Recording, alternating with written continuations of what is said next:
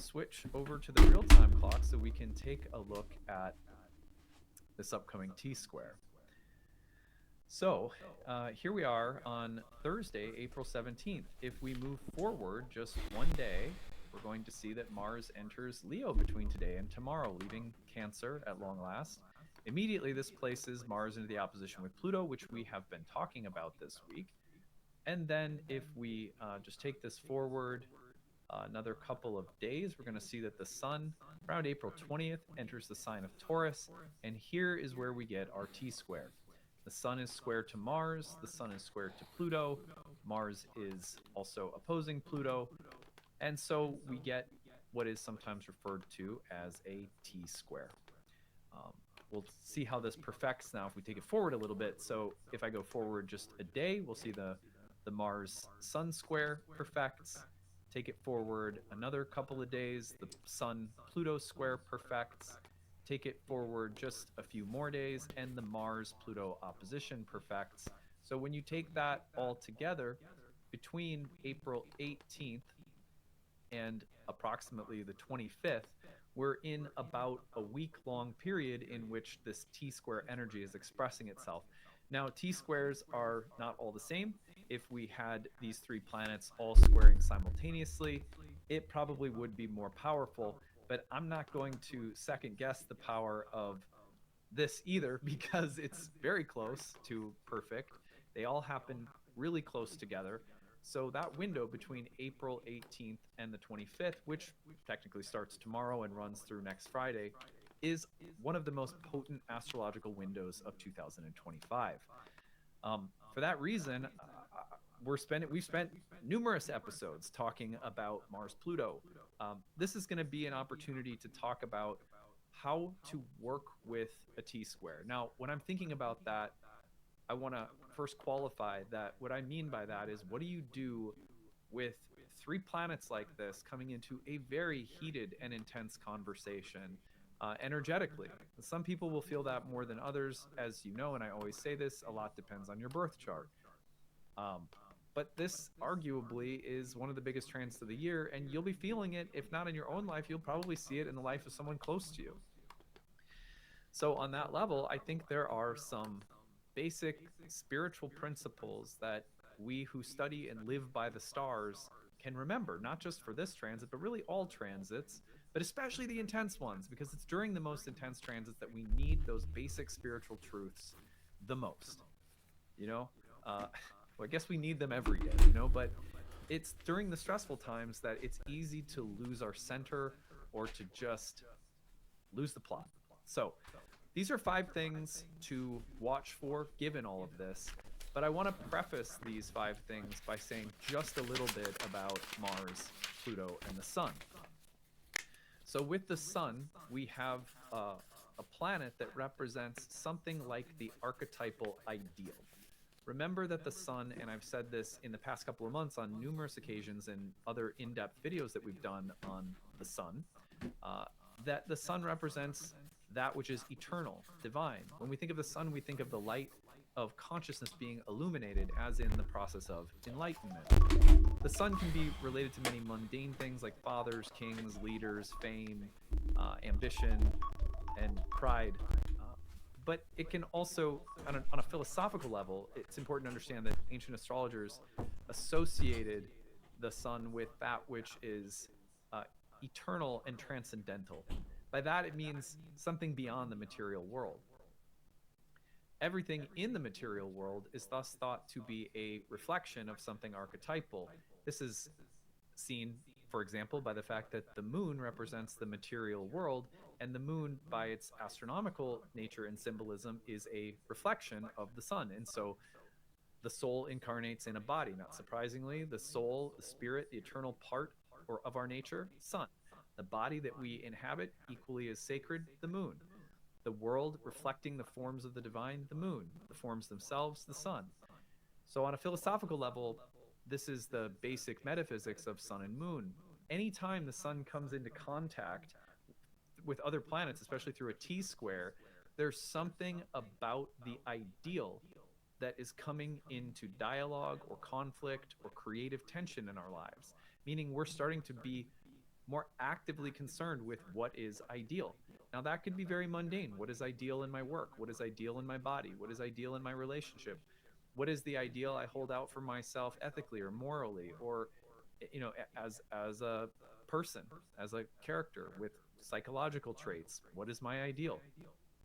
So it can become very basic, but still questions about an ideal standard of some sort are being explored. The other thing that often comes up with the sun is our sense of ambition or purpose, which is tied to an ideal. Our sense of ambition or purpose is as good as the ideal we have in mind toward which we move. Like, I aim toward the ideal, becoming a really good astrologer, or I aim toward becoming a really good parent or husband, or whatever the case might be. And we have ideas in our head, ideals that shape the arc of that path. Like, oh, that's an image I hold out of what, these values, these virtues.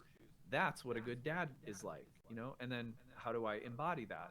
Moon, how do I embody it? So insofar as our ideals are coming into question, and also things like our ambitions, our sense of purpose, connected to ideal images, all of those things are a part of the sun in this conversation of the T square. Mars is a god of action, a god of courage, a god of taking a stand, a god of facing fears, a god of conflict, a god of hostility and aggression. Then Pluto, the lord of the underworld, of transformation, of death, of the exploration of shadow, and the transmutation of the soul that happens as it explores and processes experience, and by means of those experiences evolves and becomes illuminated. But it is through the valley of life, through the shadow, through the process of death, through the process of attachments and impermanence, that we learn and grow and become illuminated. So Pluto is very much about the darker part of that process, where we have to face shadows, or we have to deal with death and impermanence. And also the regenerative process of going through all of that is that when we do, there's usually new life and new creative energy that floods through after we have visited those shadows. So put that all together and you have quite a powerful T square. Our ambitions, our will, our courage, process of facing shadow, all coming together in an intense way is that's a big deal, right? So then you could also think about it in terms of confrontations, hostility, conflict, facing fears as a part of the reconciliation of shadowy aspects of your own character, your own soul, that are meant to be explored right now. This could also be about developing courage, standing up, taking action, holding true to an ideal in the face of opposition. So there's a lot of different ways you can read these three planets together. See, the AI follows me around. It's weird. I have to learn. There's a setting on the camera that I haven't learned how to turn off yet. I will. I'm just lazy. Okay. So 5 things to watch for given the kinds of themes present with these 3 planets. One is that there, with such tension between these 3 planets, if you look at this from an evolutionary spiritual perspective, there's an incredible opportunity right now to double down on the importance of our peace of mind. When things, struggles, heroic, idealistic conflicts arise, when we have to face shadows or opposition within ourselves or from other people, or there's conflicts arising, in those places there comes, it's like a choice. Am I going to be the version of myself that is peaceful and maintains equanimity while going through this? Can I tap into that? Even if I can only tap into that at 20%, it's better than nothing. And I will have developed some fortitude of spirit. I will have grown in my spiritual character because I made a choice to walk through a period of this with peace of mind as a priority in front of the actual dealing with the drama. I'm not putting the cart before the horse. Well, I'll get to peace of mind later after the conflict and drama goes away. No, I'm going to try to establish peace of mind, some degree of serenity, and that is going to lead me through this process. An amazing opportunity to do something like that when such intense energies come about. Number 2, oh wait, almost forgot, I go on. There's a quote from Zen and the Art of Motorcycle Maintenance for each of these. So I'm really excited. If you've never read the book, it's a fantastic, I think it was written in the 60s, maybe the 70s, but it's a wonderful flowering meditation on life, Zen, all kinds of spiritual values in relation to a man's love for motorcycles and a kind of cross country journey that he takes. He says, peace of mind produces right values. Right values produce right thoughts. Right thoughts produce right actions, and right actions produce work which will be a material reflection for others to see of the serenity at the center of it all. That's beautiful. That's an ideal. That's an ideal that we can also hold for ourselves during conflict. I'm going to keep my peace of mind. And then, whatever happens, peace of mind will glow through the results and the process of what's unfolding right now. He might have been saying that when he broke down on the road at one point. I don't remember. But anyhow, number 2 is an opportunity to be about it rather than just talking about it. I think that many of us know what our values are. If someone said, what do you value? You would probably say peace, patience, compassion, tolerance, kindness, mercy. You know, you would probably reach for, I think we would all probably reach for some similar things. But when it comes to testing those values, we don't often, I mean, it's a daring prayer to say, God, please give me, or universe, goddess, please give me an opportunity to be about my values in a time where I could easily discard them because things are very stressful. An opportunity to establish peace of mind and an opportunity to be about it. Now, the other thing that I think goes along with this is that sometimes people around us are going to provide opposition.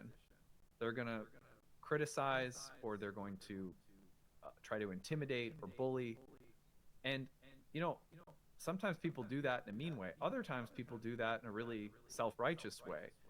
They'll be trying to bully or shame you for something they perceive as bad behavior with zero recognition of the fact that they are accosting you self-righteously, bullying you, and trying to, make you a better person by submitting you somehow. And, when people act like this, it's actually a profound opportunity for us to be strong without being mean, to be honest and direct without being, insulting, right? So an opportunity to stand in the face of some kind of opposition and be about your values, that's pretty profound. There's a quote from Zen in The Art of Motorcycle Maintenance. He says, if someone's ungrateful and you tell him he's ungrateful, you've really just called him a name. You haven't solved anything. And that's the other thing, is that sometimes we face people who are doing things or saying things that we don't like, or we feel opposed to, or we resist. It's very tempting in a moment like this, with self-righteousness behind us, like especially when someone really is maybe doing or saying something that's not totally lovable, that we feel like because they did something that we see as wrong, that we're entitled to, attack them somehow. So I would also, as a general warning for all of us, this is an opportunity, even if you're in the right, to be kinder. And kindness and compassion is more important than your rightness. I don't know many times in my life where that hasn't been the case. Is there a loving, kind way to say something? These are interesting questions that come up with such oppositional tension and hostility to Mars-Pluto dynamic. Number 3, an opportunity to face fear. The Mars-Pluto dynamic with the sun in the mix says to us, you have a real opportunity to face fear and grow because you did. There's really nothing. I remember in an ayahuasca ceremony one time, someone said very bravely, in the middle of the ceremony, just announced something that they were afraid of. And the shaman said something to the effect of, saying that you are afraid of something means that you are now in an inevitable process of overcoming your fear. As soon as you can honestly, boldly kind of without fear, ironically say that something scares me, you know, there's a process at work now, and that fear will be overcome. So even if it's nothing more than just getting clear and standing strong in our honesty about what scares us, you know, the process has begun. Um, Also, an opportunity to face fear in terms of limiting voices of self-doubt or inadequacy. Mars, Sun, Pluto says, you know, fire up inside. You've got this. You can do this. You're capable of more than you think you are. It's a very empowering transit for people who maybe don't believe in themselves. And I don't mean, you know, in that, like, you know, kind of new age egotistical way. I just don't believe in myself enough to manifest billions of dollars and be better than everyone. But I'll find it. I'll dig down deep. You know, or no, we're talking about, you know, real self-doubt, real self-doubt, where you have a moment and you can overcome it. I am stronger, more capable, more beautiful. I'm worth more than I thought I was, or that some voices inside of me said that I was. You know, doesn't make me better than other people. You know, doesn't give me an excuse to turn around and act a fool. You know, you know. So, and this is from Zen and the Art of Motorcycle Maintenance. Anxiety, the next gumption trap, is sort of the opposite of ego. You're so sure you'll do everything wrong, you're afraid to do anything at all. Often this, rather than laziness, is the real reason you find it hard to get started. And I love that, because I have met a lot of people that talk a lot about wanting to start an astrology practice or start studying or whatever. And honestly, you know, there was a certain point early in my career and I was a little less patient, and I would just say I just hadn't seen as much yet and wasn't as mature, I guess, where I thought, oh, it's just like letting stagnation or laziness overcome you. Just do it, you know, kind of like. But over time, what I've realized talking to more and more souls, and I guess just growing up and becoming a parent and, you know, just evolving myself, is that sometimes people are lazy, you know, but often it's not laziness, it's fear or it's self-doubt. And this is a great opportunity to face fear and to start something and just see what happens. You know, even just committing to see what happens is a gift you're giving yourself in a process you didn't think you could do, that will pay dividends, even if it's not in exactly the way you think it will. Failure in the process of courageously taking risks is a huge reward, because it it it's never it, the real victory is that you tried. And I know that sounds really cheesy, very Mr. Rogers, but it is true. So let's not forget the true things. All right. Number 4 is, this problem is actually for you. So we run into T-squares like this, and they present us with life problems. Oh my God, there's an obstacle. Oh my God, there's a difficult person. Or oh my God, there's, you know, someone's questioning or attacking my character, my integrity, or I don't know what to do. I have to make a tough choice. You know, all the kinds of things that come up through T-squares. One thing that we haven't considered is not that this is something you have to get right. There's a pressure we place on ourselves when stuff like this happens. Like, I've got to make this right. I've got to get it right. I've got to act the right way. I have to somehow make or guarantee that the right outcome occurs. And sometimes it helps to step back and recognize that this conundrum, not how you solve it or what result comes of it, but this conundrum itself and anything that comes from it is for you. It's a gift. And no matter what you do, if you stay reflective, curious, and humble about it as something that was given to you, you will receive its blessing.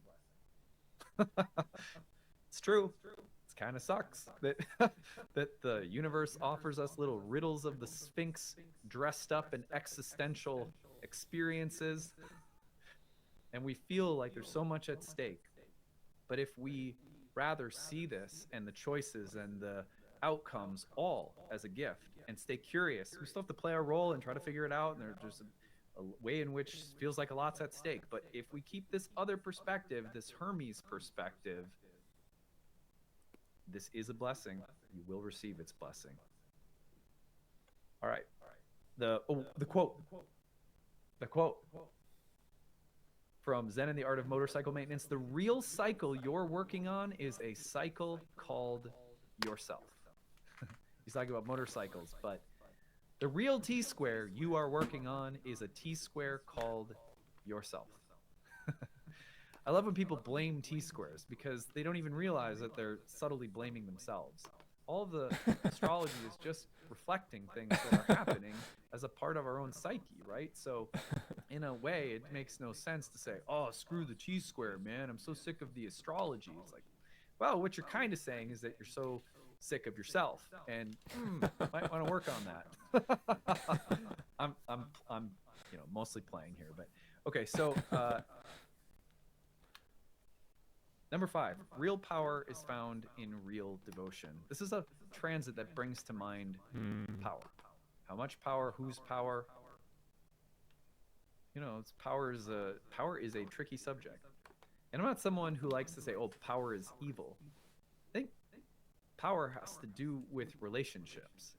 Like, I can't think of one way of comprehending power, at least from the human perspective, without thinking about power as it exists in relationships between natural world and animals or beings, or between people, And so one of the things I like that I learned from the Bhakti tradition was that in the Bhakti tradition, which is a devotional yoga, Bhakti means devotion, is that the real way to channel power is in what you care and devote yourself to. Could be your art, could be your paintbrush, could be your lover. It doesn't have to be boring. It doesn't have to be service in the sense of some kind of menial work. I'm just sweeping the floors of the universe in service, and I'm saintly, or it doesn't have to be like demeaning to what brings, or it doesn't have to be apart from what brings some degree of pleasure, right, or satisfaction, or creative involvement or investment. But when we feel power, get in touch with it, and channel it into caring, nurturing, fostering, relating to things with love, wow, then we're cooking. That is the kind of power whose manifestation is the ever blossoming flowers of peace and love. What are we looking for, if it's not that? Quote 5 is: care and quality are internal and external aspects of the same thing. A person who sees quality and feels it as she works is a person who cares. A person who cares about what she sees and does is a person who's bound to have some characteristic of quality. There's real power in those sentiments, I think. And I hope that you have found some real meaningful connection in these fun quotes. If you've never read Zen and the Art of Motorcycle Maintenance, I think you'd enjoy it, but he's kind of a motorcycle riding hippie, with Zen insights that are related to motorcycles and cross-country traveling and stuff like that. So it's maybe not for everyone, but it's a classic, and I thought I would draw on it. Today, it came up recently in a conversation I had with someone, and then I couldn't stop thinking about it, and then I started looking at quotes, and I got the idea to marry some quotes from that book with some ideas for us on how to handle this upcoming T-square. So hope you enjoyed that. Stick around after I sign off. I'm going to give you more insight and information about our upcoming program, Ancient Astrology for the Modern Mystic. It is a 1-year course in ancient Hellenistic astrology. We place a lot of emphasis on the spirituality, the care of the soul and counseling, live client work in class, and working through the historical and philosophical roots of our tradition. Everything's always infused with a kind of modern archetypal sensibility as well. So it's really a blend between ancient and modern forms at Nightlight. This is one of 4 years of curriculum that we have. So come start your adventure with us. We would love to welcome you into our community. And I will see you again tomorrow. Bye, everyone.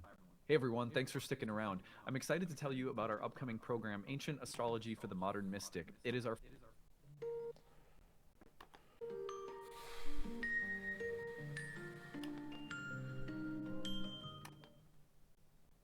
Hey everyone, this is Adam Ellenboss from Nightlight Astrology.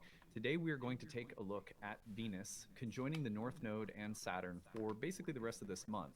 That is a really unique thing to be happening in the sky right now because typically Venus moves very quickly and would conjoin Saturn or the North Node over a couple of days. But because Venus is turning direct right now and barely moving as it's changing directions, that conjunction takes place over the span of several weeks, which makes the evolutionary signature, you might say, the spiritual and psychological signature of this conjunction between Venus, North Node, and Saturn, a little extra significant. So we're going to take a look at this today. I'm going to give you 5 things to watch for.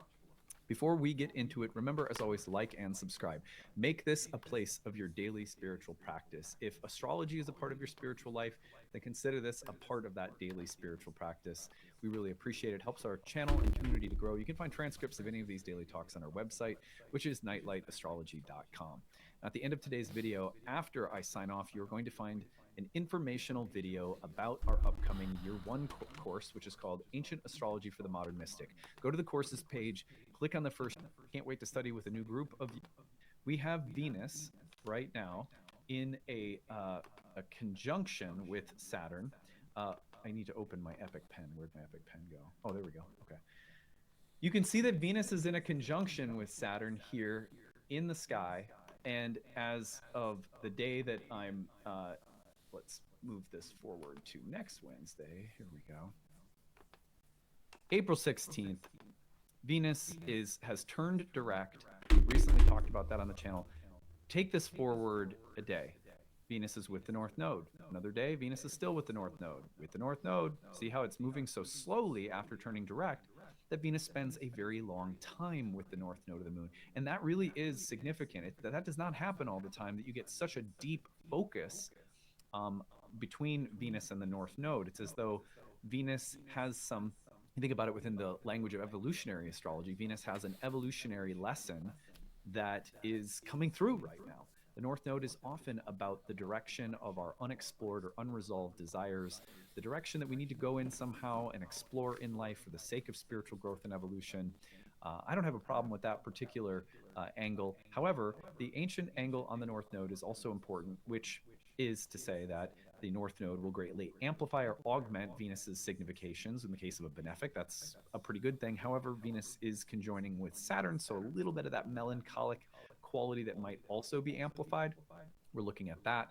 I think it's also important to recognize that in Indian astrology, North Node, called Rahu, can be problematic in terms of the intensity of desire that is generated around something like Venus and the North Node. The lust, desire, hunger, materialism can become somewhat problematic with Venus and the North Node. But all of this could also be easily camped within the idea that the North Node is bringing us in the direction of new evolutionary impulses that we have to go and explore. Even if those impulses involve shadows that will come up, this is a new terrain with the North Node in Pisces somewhat recently, and this encounter with Venus is a meaningful one at the early stages of the North Node's transit through the sign of Pisces. Now, if we take this forward a little bit further, we're going to see that Venus doesn't get into the conjunction with Saturn, although it's still just a degree off from the North Node, for a little while. Here it is on April 24th, and then it's just separating by April 25th. It's about a degree off on April 27th until it enters Aries right around April 30th, and it is about a little bit under 3 degrees away from Saturn. There really is this lingering sort of triple conjunction between North Node, Saturn, and Venus. So when you look at it from that perspective, we are really talking, as we sit here on Wednesday, April 16th, about 2 full weeks of working with Venus, North Node, and Saturn. Now, again, I think that offers us a unique opportunity to understand some of what this new North Node in Pisces season is all about. Wherever that lands in the whole sign house of your birth chart, that area of Pisces, it's as though there are new opportunities and new developments taking place. But with the conjunction to Saturn, we might also say that there are, some new problems that we also have to look at. What those problems are, I will try to cover in our 5 things to watch for today, because I think there's some ways we can anticipate what the issues might be, as well as the promise. So let's get into it. These are 5 things to watch for in no particular order.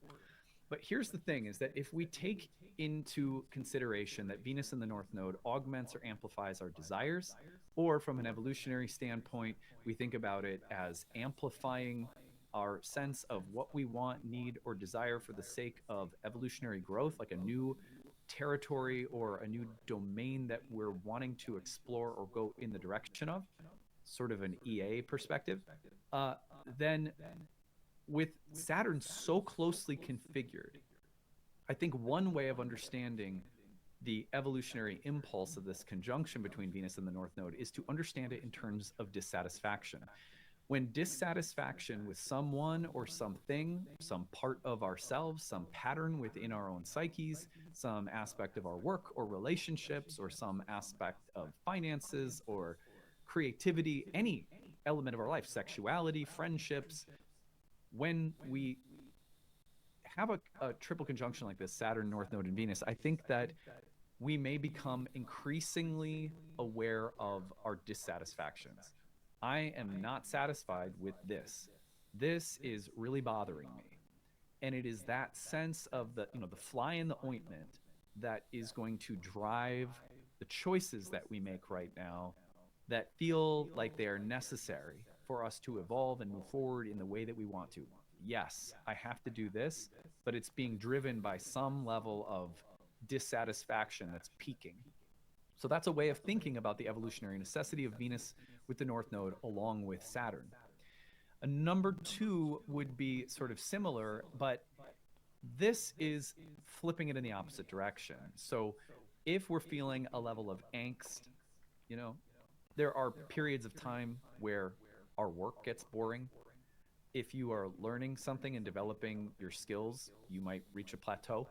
If you're in a relationship with someone, there are periods of time that are less exciting than others. Does this sound familiar? There's boredom, right? There's things are sometimes just ordinary, predictable, routine, mundane. You feel not really so inspired, and then you start feeling angsty. And that in turn can create unhealthy desires. So I think about, Venus Saturn contacts or Venus Uranus contacts in natal chart transits. When transiting Saturn or Uranus is hitting someone's natal Venus, they might start feeling really dead inside with one particular aspect of their life. Maybe it's their health, maybe it's their job, maybe it's their marriage, whatever. And instead of working through that patiently, carefully, thoughtfully, deliberately, consciously, in other words, someone will just run for a quick fix. And that's maybe the temptation here with the Rahu element of the North Node, if we consider that from the Indian astrological perspective, where unhealthy desire, an impulsive, lusty kind of qualities from Venus and the North Node are coming about because we're bored or not totally satisfied. Boredom and periods of life that are not super satisfying are sometimes, I see them as tests. Sometimes that boredom is a real indicator dissatisfaction is driving change. Okay, fair. Other times, we need to learn to live and accept the limitations of the world. How many times have I seen Saturn to Venus transits where, let's say someone in their late 20s is having to deal with the fact that they're going to have to get a job. They're going to have to be committed to doing things that they don't like in order to earn a living and facilitate things that they do want, That's a very common, like, Saturn-Venus kind of transit. Oh, I can't have as much fun because I have to be responsible. I have to. So the angst, if it's driving us to do impulsive things because we can't manage some level of reality that's presenting itself, could be a problematic way of reading this, and that could be sort of amplified over the next couple of weeks. Play with that. See, there's a light and dark. 3, endings that are an evolutionary necessity. Now, I talked about this when I talked about a love passing away in the Velveteen Rabbit in another recent video on Venus and Saturn, as Venus was going through the retrograde conjunction with Saturn. Let me just reiterate the total point of that video, which is to say that sometimes Venus and Saturn bring about endings, expiration, usually around love or relationships or friendships or human relational dynamics, but also sometimes around desires. Like Venus Saturn is very common when people get sober. I have reached an end with the I'm no longer I can't derive pleasure anymore from drinking alcohol because it's it's killing me. It's harming my body. It's harming my mind. It's a habit I don't want anymore. So it can be very simple. Like Venus Saturn is any kind of ending that could be really healthy and positive. And maybe you're excited to have reach this mature realization. This has to be done. This thing that I've derived pleasure from is not pleasurable anymore. It's over. Or a relationship is ending, and there's a feeling with North Node and Saturn involved that this is necessary. This has to happen for me to move forward.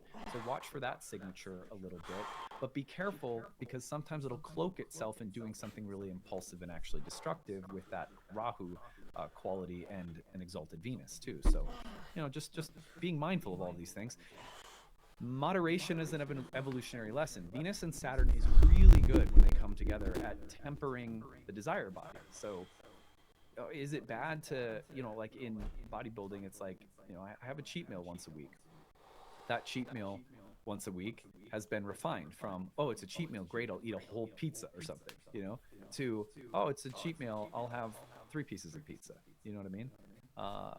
Or like, I'm going to have some dessert, but I'm not going to go totally overboard.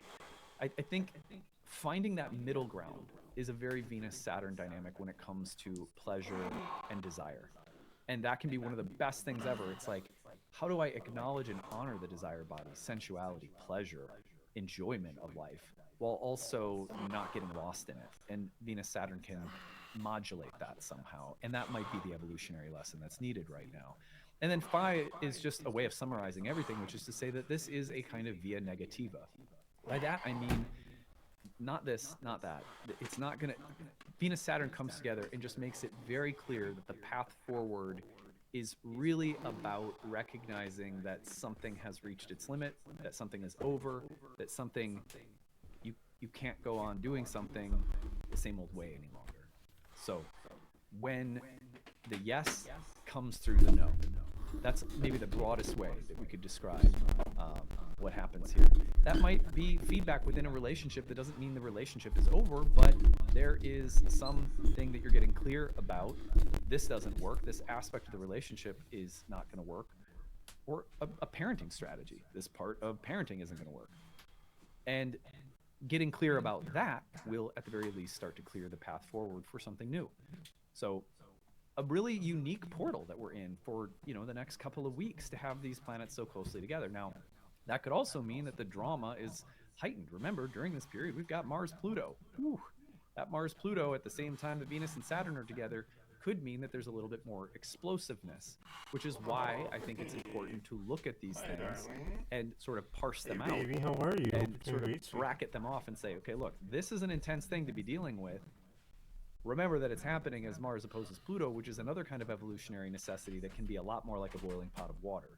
So put those two things together and you can see the need for discernment, care, really taking care of ourselves and our spiritual practices, whatever those may be, or our practices of self-care, physically, mentally, emotionally.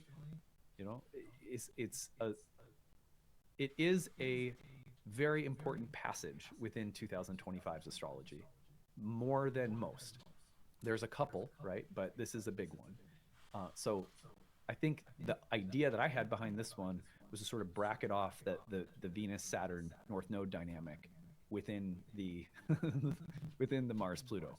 So I hope this is useful, and stick around. I'm going to sign off now, and then you're going to see a little addendum where there's a video where I take you into the course. I'll show you the course website so you can see like what the interactive experience is like as a user of our classroom portal, and everything else like that. So yeah, I hope to see some of you in class soon. Studying astrology in a year like this with all of the major outer planets changing signs, really significant. You're going to see astrology at work so powerfully, and that often makes it a very effective time to learn astrology. It just becomes a little bit easier when you're seeing the astrology kind of like fireworks all around you in a year like this, to be learning the technical language at a deeper level.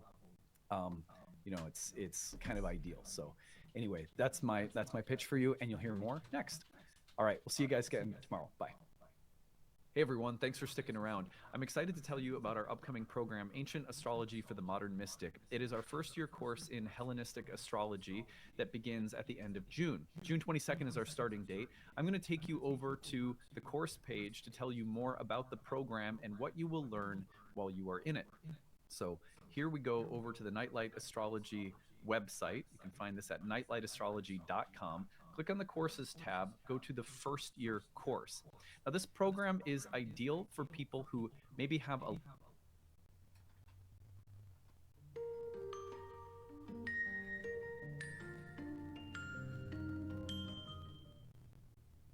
Hey everyone, this is Adam Ellenboss from Nightlight Astrology. Today we're going to take a look at Mercury moving into the sign of Aries, where it will. All right. Neptune is leaving Pisces, the sign of its detriment and fall, and it is entering the sign of Aries. Now, today, Tuesday, April 15th, it is at the 29th degree of the sign of Pisces. The moon's kind of moving into a trine with it after an opposition with Uranus. And interesting signatures with the moon today. But if we take this forward, and I'm going to just do so by hours right now, you'll see that Mercury reaches into zero Aries at about 2 in the morning Central Time tomorrow, April 16th. As soon as it does so, it is in a conjunction with Neptune. Now, the exact conjunction will perfect, right? Let's see. Got, what is it? About, yeah, like maybe tomorrow night, April 16th, like about 11:30 to midnight. So easily this carries over anyway from April 16th into the 17th. And if I give it just a little bit further, like a 3-degree range of separation, we have Mercury separating from Neptune and then immediately making a sextile to Pluto between now and Saturday. What's interesting about that is that at the exact same time that Mercury is making that little journey from Neptune to Pluto, Mars, who is entering Leo on Thursday of this week, will also immediately trine Neptune. Let me draw it out so you can see it. Here's Mars in Leo, trining Neptune in Aries at zero Aries. We're all like, hooray, Mars is out of Cancer. Yeah, but immediate opposition to Pluto, right? So out of the frying pan and into the fire. Now, that opposition between the two planets is going to slowly perfect. We don't see it exact until about the 25th and 26th of April.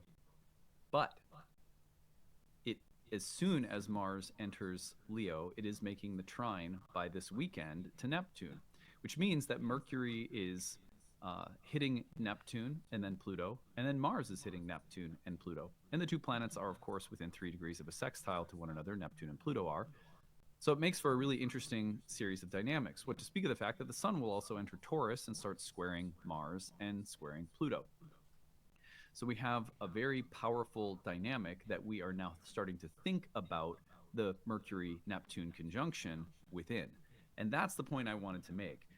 Just to remind us, and we will keep looking at this as the week goes on, that this, what seems like a very simple, fast-moving conjunction from Mercury to Neptune, which we might typically just think about in terms of normal Mercury-Neptune stuff. Okay, I'm gonna lose my pants. I'm gonna get a little carried away.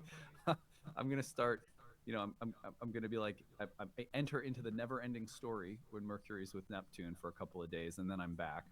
Fantasia's been saved. But no, this is, I think, a Mercury-Neptune dynamic that has to be read in terms of the immediate proximity to one of the biggest transits of the astrological year in Mars's opposition to Pluto. So with that in mind, I am going to give you 5 things to watch for today.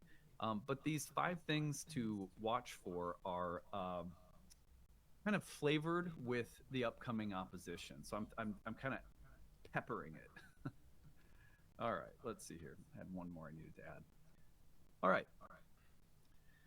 So if you're new to my channel, by the way, 5 things to watch for is a way of taking any archetypal combination of planets that are perfecting through an aspect in the sky and really just turning the jewel of that combination so we can catch the light bouncing off the archetypal jewel in different ways. And that gives us different means by which to see and reflect upon our experiences as the symbolism in the sky reflects them. Now, I like to say this is, something that's a big part of the way that I understand astrology, you could say, on a philosophical level or an epistemological level. The planets aren't causing things to happen any more than the clock that we've created to reflect the time is causing time to pass. Noon on the clock doesn't cause noon to happen, in a sense. There's a correlation. Noon on the clock signifies what's happening. So when I look at Mercury Neptune, first of all, I don't think of something causing something to happen. I think of the symbols in the sky as symbolic mirrors of what's occurring energetically. And of course, I believe in energies and all things, everything like that. But just like a tarot card isn't causing an energy to happen, but reflecting the symbolism. I think that's important because when we approach a very busy period like this, it is easy to start, especially with Mars Pluto, to start thinking that something external is acting upon you to cause what you're feeling or what you're dealing with. And I think it's a much more, it's both more humble and paradoxically more empowering to understand that what's happening is, a part of living in a world where not everything is in our control. And also that what's happening is a part of our destiny. And there are intricate, beautiful, mysterious reasons for what's coming up that are also a part of, things we've chosen, things we've committed to learn or experience in this lifetime. So we can't blame the planets, right? Anyway, on that note, I say that also because these are very powerful forces. And I think it's especially tempting to start going, Mars is messing with me, Mars Pluto is messing with me, or something like that. It's better to look within and really reflect on ourselves and our own consciousness as much as possible. All right, so 5 things to watch for given the Mercury conjoining Neptune at 0 Aries, which, by the way, does mean that, again, Mercury is leaving both its detriment and fall in Pisces. So the first thing I want to say is you may immediately feel the shift energetically as the symbol is changing fields. You may notice a correlation with a different quality with respect to mercurial things, technology, communication, mind, speech. When Mercury changes into a fire sign from that kind of mystical, watery, double-bodied feminine sign of Pisces, you would think initially that a more executive, rational, sort of strong Mercury would start to express itself. But as soon as Mercury enters Aries, it's conjoining Neptune, who was just in Pisces and who many people in modern astrology associate with Pisces, right, through modern rulerships. So it's an interesting situation because it's kind of like, Mercury's still in a very otherworldly space as soon as it enters Aries by virtue of its conjunction with Neptune. But the first thing that comes to mind for me is the visionary realizations that are typical of Mercury-Neptune contact. So a visionary realization might be the kind of realization or epiphany or sudden understanding of something that you couldn't previously understand that also imparts a sense of inspired action. I understand something, I see something, and I receive an inspiration because of it. I will say, as an astrologer, some of my most, my favorite periods of learning were some of the periods in which I was first studying Hellenistic astrology and starting to understand a lot of things that previously had felt really obscure and, without grounding. Like, well, why do we do this the way that we do this? Hellenistic astrology is very good at explaining the underlying why behind everything. In astrology, in the language of astrology and its philosophy. When those realizations happened, they were accompanied, not surprisingly, this was while Uranus was in Aries, by the way. When those realizations happened, there was an immediate imparting of changes that I was excited to make in my practice with clients, in the way that I taught. I was teaching programs, and I started revamping the curriculum over a period of a year and a half. So when you start understanding something, you start seeing something becomes more comprehensible, then there is a simultaneous way in which you may feel excited into action. I'm going to do something with this new understanding, this new clarity, this new epiphany, this new realization. So the visionary realization can be a moment of learning. It can also be just, sometimes we just wake up in the morning with a new dream and a new idea and a new wish and a new desire or intention that we want to put into action as quickly as possible. I love those times. I remember when that moment happened for my wife and I when we were ready to start having kids. It was like, all of a sudden, I was very excited. It was like, wasn't planned. It was just like one day it was like, I think we're ready to have kids.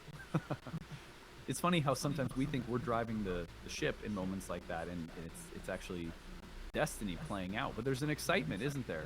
When something destined becomes clear, there's a feeling that I am choosing this new path. I am following this new intention. But there's also, if we're honest, a way in which, you're suddenly aware of the fact that destiny is pushing you in a new direction. It's a different way of looking at it. I like to think that it's participatory and it goes both ways. We are in receipt of some vision, some clarity, some understanding, but on the level, it's always important to keep our humility intact. On that level, we say, I'm feeling guidance, I'm feeling direction coming in and shifting the course of my life. So these visionary realizations at 0 Aries in a fire sign can be very inspirational, very charismatic, very healing, very opening. And again, the reason that I would think of this as having a little extra something, is because of the fact that Mars, the god of action, after a long retrograde in which it is now the planet Mars now ready to carry forth new intentions, new actions, Mars is the god of action, is also hitting the trine to Neptune this weekend, and then going into the opposition with Pluto, where the immediate force of direction, change, action is met with that empowering energy of Pluto, or perhaps some kind of oppositional tension out the gate. And that's often what happens when you get ready to start something new.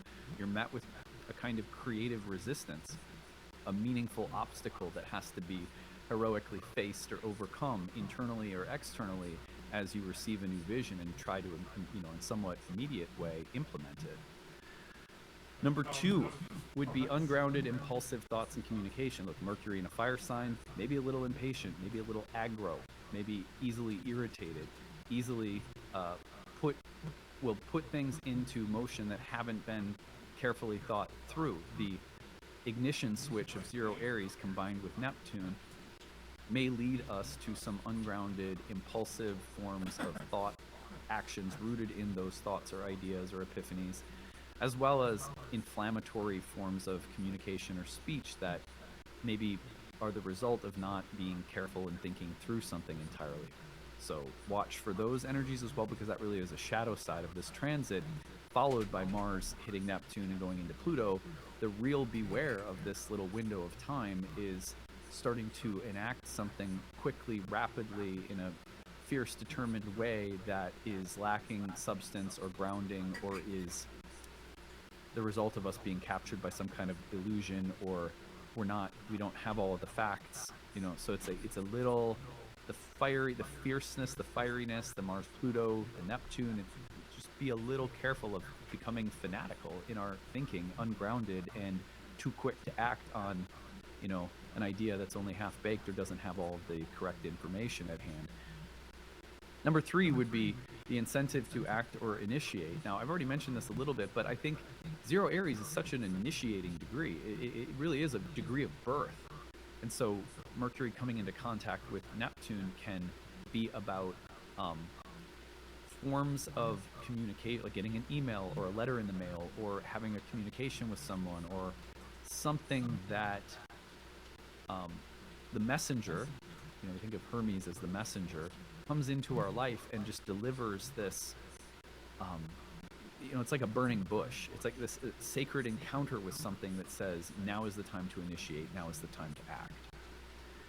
Number 4 would be the encounters that we have with that burning bush, but let's say the burning bush is an allergy. Maybe it's a psycho-spiritual allergy. It's a person, or it's a situation, or it's an environment that is acting as a psychic or spiritual or moral or ideological irritant. facing that, dealing with it, working through it, recognizing the subtle things that are inflammatory or harmful or violent or aggressive or disturbing could be a real gift of this transit. Mercury conjoins Neptune, and in a sense, we have an opportunity to recognize things that are subtle or elusive or quieter or beneath the surface, or and having an impact on us and having some kind of influence on us. So recognizing things that are subtle on the level of the mind, starting to comprehend things that are unconscious or very kind of mystical. I like to think about this in terms of, people who have Neptune-Mercury contacts will often show up with some nagging chronic symptom. And oftentimes we go looking for the cure in terms of, what's wrong with my body. But we will find that the irritant physically goes away when we address something psychologically. We address a relationship or a job or environment or something about the way our house is set up, and it's amazing how subtle things can actually manifest on the level of physical irritations when Neptune is involved. So I would say this is also a good transit, especially with, again, Mars hitting Neptune and then Mars hitting Pluto subsequently, to look at themes of anger, dominance, pride, ego, power, all of those subtle levels at which the mind and or will are problematic for us. I mean, who doesn't have at sometimes a problematic relationship with the mind or anger or will, So it's like they're like instruments of life that have constructive value, but they are also at times very destructive, and learning to walk a middle path in relation to those energies or qualities it's not easy. So, and I watch my kids trying to figure it out, my daughter, this is very Mercury hitting Saturn in Pisces recently. She got really mad at my other daughter because she wouldn't do something immediately right when she wanted to. She got on her scooter and she was like angrily scooting off, and in her anger and like swerving off angrily like Cruella de Vil, she just face planted. My wife and I were like, instant karma. These cruel parents. Anyway, so it was we took care of her and she was okay and everything like that. But we were like, later on, we were helping her reflect on how one thing leads to another. An angry reaction and the inability to work with that super inflammatory combustible energy can lead to hurting ourselves or maybe hurting someone else, because she also almost ran into her sister on the scooter. Anyway, I thought it was interesting that Mercury was stationing in a sensitive point in her chart, and so that there was a connection there that I thought was interesting. But the point is that with Mercury Neptune at 0 Aries, we have to watch for these things. There might be a little evolutionary class in anger management and in irritating forces mentally and emotionally and how we deal with them. Number 5 would be otherworldly encounters. Look, precognition, lucid dreaming, synchronicities, psychic downloads, comprehension of subtle or mystical truths, experiences in meditation that are otherworldly. Anything that the messenger conveys to us about that numinous, imaginal, romantic, otherworldly, mystical side of Neptune is a beautiful, promising part of this transit. You can, for some people, none of these things will be a big part of your experience as much as this will be. You're just going to have, the veil is thinner somehow. That tends to happen with Neptune contacts. So we will watch for these things, and we will continue to tie this transit together with Mars's entrance into Leo, where it will trine Neptune, and then its subsequent opposition to Pluto. When the messenger goes out ahead of Mars and Pluto like this, we're also, in a sense, watching as the stage is set for this final Mars-Pluto opposition, which again is one of the biggest transits of the year. So we'll leave it there. Stick around after I sign off. There is an informational video about the Year 1 program. Come study with us at the end of June. I think it's June 22nd. We start our next first year program. if you, like me, absolutely love this language, then there is really nothing, no gift that you can give yourself better than an immersive deep dive into the language, into its roots, into the underlying philosophical explanations. With that in hand, you learn so much more than just memorizing lists of topics and houses, or topics and adjectives and signs and so forth. This course is meant to give you the why behind everything, and with that, make you a more intuitive, artful, creative astrologer, and someone who could work with other people if you want to, or if not, then you're really becoming more of the astrologer for your own life. That is a skill that, if you take in astrology content, I think everyone should develop at some point, because it's what allows you to you can always take in content from astrologers you appreciate, but you can also pair that with your own growing abilities as a reader. And I think that's when things become really, really special, when we take on that task of like, okay, I'm really going to take some time to learn the language. And this program's great because you can kind of do it on your own time if you don't have a lot of it. Or if you really feel like immersing yourself, you can show up at every single live event that we do over the course of the year. All right, well, more on the course next. Thank you guys. We'll see you again tomorrow. Bye. Hey everyone, thanks for sticking around. I'm excited to tell you about our upcoming program, Ancient Astrology for the Modern Mystic. It is our first year course in Hellenistic astrology that begins at the end of June. June 22nd is our starting date. I'm going to take you over to the course page to tell you more about the program and what you will learn while you are in it. So here we go over to the Nightlight Astrology website. You can find this at nightlightastrology.com. Click on the course.